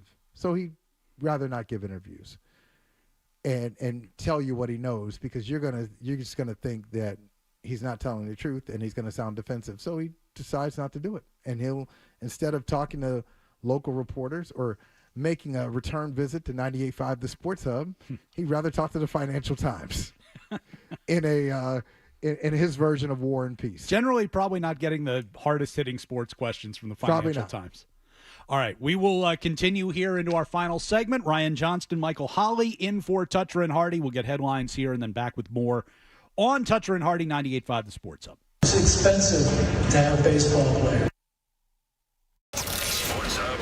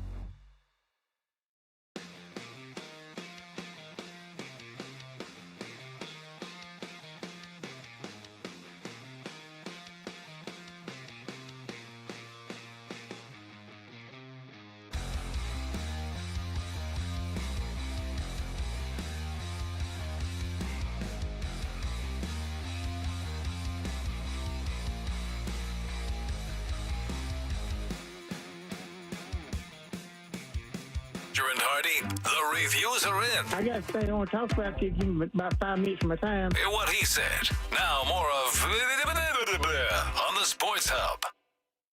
We know what you're thinking. What could I possibly have missed from the show? It's time for The Stack on Toucher and Hardy. Stack is brought to you by Best Ford. Looking for great deals on new Fords? Go to the Best Ford in Nashua. Just head to thebestfordnh.com. Ryan Johnston, Michael Holly in for Toucher and Hardy. The Toucher and Hardy program brought to you by FanDuel Sportsbook. Make every moment more with FanDuel. We were talking about the interview that John Henry did with the Financial Times. Came out, I believe, on Friday. Surprisingly, I think not a lot of Red Sox fans necessarily subscribe to the Financial Times. How'd I miss that? So it's, maybe taking a day or two for word to kind of trickle out about what exactly he was talking about. But we've got some calls who want to chime in on that. So let's start with Alan up first. Hey, Alan. Hey, I have a lot to say here, but I want to tell you, yesterday's lineup was the worst lineup of any major league team that played yesterday, including the White Sox. Number two, John Henry, by the way, is hated in Florida because he lied and did everything else. I mean, he's despised here. I mean, this man is an absolute disgrace what's going on with this team. I'll give you an example. People who know me know I follow, I would watch 162 games one way or another. I'm not watching one Red Sox game. I'm not watching Nesson. It's a total disgrace. And another thing, Michael, I'm surprised you missed this. What Henry and Warner says one thing and Henry disagrees with him. There's a feud going on between the two of them, and nobody's picked this up. Whatever Warner says, Henry disagrees. Something about that the other day. Yeah. I was reading the other day how Werner was talking about, this was over in Europe. He's talking about bringing EPL games to New York, to other American markets. Mm-hmm. Didn't mention Boston, by the way, but did mention, playing a Premier League game in the United States and potentially all over the world. Like, he talked about having a day-long kind of soccer festival where we could play a game in Japan, we could play another game in L.A., we could play another game in New York, we could play a game in Saudi Arabia, like all across the world. So there would basically be a Premier League game starting every 3 hours. And in the same article, John Henry goes, yeah, that's not going to happen. We have no interest in playing a Liverpool game overseas in a real Premier League game. It's like, no, we're not. We have no plans of that. What did Tom Warner say? Yeah. No. Hell no. That's not going to happen. And, great points, Al, except for one thing. I just want to take issue with one thing you said. You said you're not going to watch the Red Sox. Yeah, I'm saying it that way. I have no issue. Saying you're not going to watch Nesson, you can't say that when RJ's here. We got a campaign. We are trying to thread a needle where we can criticize John Henry, but still kind of don't hurt the Bruins ratings. Yeah, we need your support here. We need Nesson. We need RJ to get that job. Let's go to Derek in Manchester up next. Hey, Derek. Hey guys, how are you? Hey, Derek. Hey, listen, I'm gonna throw it back at Alex. I mean, honestly, it's on the fans. Unfortunately, our ownership has created a situation where most people can't afford to even go to a game. But the real fans are going to stick by that team. And what we need is actually a fan base that will show up to the games and be the rabid Red Sox fans that we've always been. We'll watch 162 games, but, don't put it on the guys. Don't put it on the ownership. I'm throwing it back to the fans. Come on, man. Let's get behind these guys and stand up for them. Well, listen, I think by and large, the fans understand what kind of team this is. Right. And listen, there's something to be said for rooting for the plucky underdog, right? There's nothing wrong with that. In fact, that can be a lot of fun. But not when you're paying the highest ticket prices in the league. Like, right. I'm not going to see a plucky underdog. Now, there's a reason that I think the Red Sox are drawing about 31,000 a game. I was just going to say, I mean, based and on yet the Savannah Bananas sold out Fenway Park on Saturday night. But what should they be drawing? A lot more fun to watch Savannah Bananas baseball than it is Red Sox baseball right now because you haven't heard of half of these guys. I think you're fortunate to get 31,000 on average for the Red Sox. They're 500. They're a 500 team. They just split with the White Sox, who came into the series with what was it, a 13-game losing streak? Yeah. They won. They were like 16-32 so or they whatever. Broke their losing streak against the Red Sox. So I mean, they're fine. They're fine. They have a couple of compelling players and a bunch of role players. They're a 500 team, and the fans are behind them based on what they've been given. Like, I would think if the fans weren't behind the Red Sox would be averaging about 16,000. That's what they should be averaging.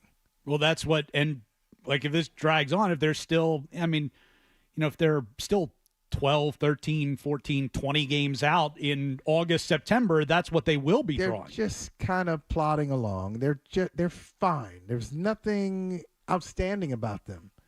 So how do you expect fans to, get behind something that's not really all that compelling? Let's grab one more real quick. Tim, you're up next. Hey, Ryan, Michael, great show this morning. And, Michael, miss you on the airwaves, man. It's great to hear back on the radio station airwaves. I want to ask you a question, Michael. Given the fact that the Sox, where they are, and with John Henry, Lucchino, and Warner, what do you think it is that they would need to have to do to really get the fan support back outside of just going to sign like a Juan Carlos Stanton to a Shohei Ohtani? I mean, what else do you think they need to do? And then second, if you think about it, life in general in a business is very transactional. I think Henry thinks that way. But, do you think there's something else he could really consider to really show the fans it's not transactional, that he really cares about it? Because fair enough, right? He's upset. I got to cut you off because we're running out of time. But is there anything you can do? No. I mean, not really. I mean, you think about what he did before, RJ, when he first took over. He did these town halls and he did all these interviews. I don't know if that has sailed. I don't know if that's beyond, most people would believe him anymore, but I think he'd have to be a little bit more vulnerable, more honest than he's been.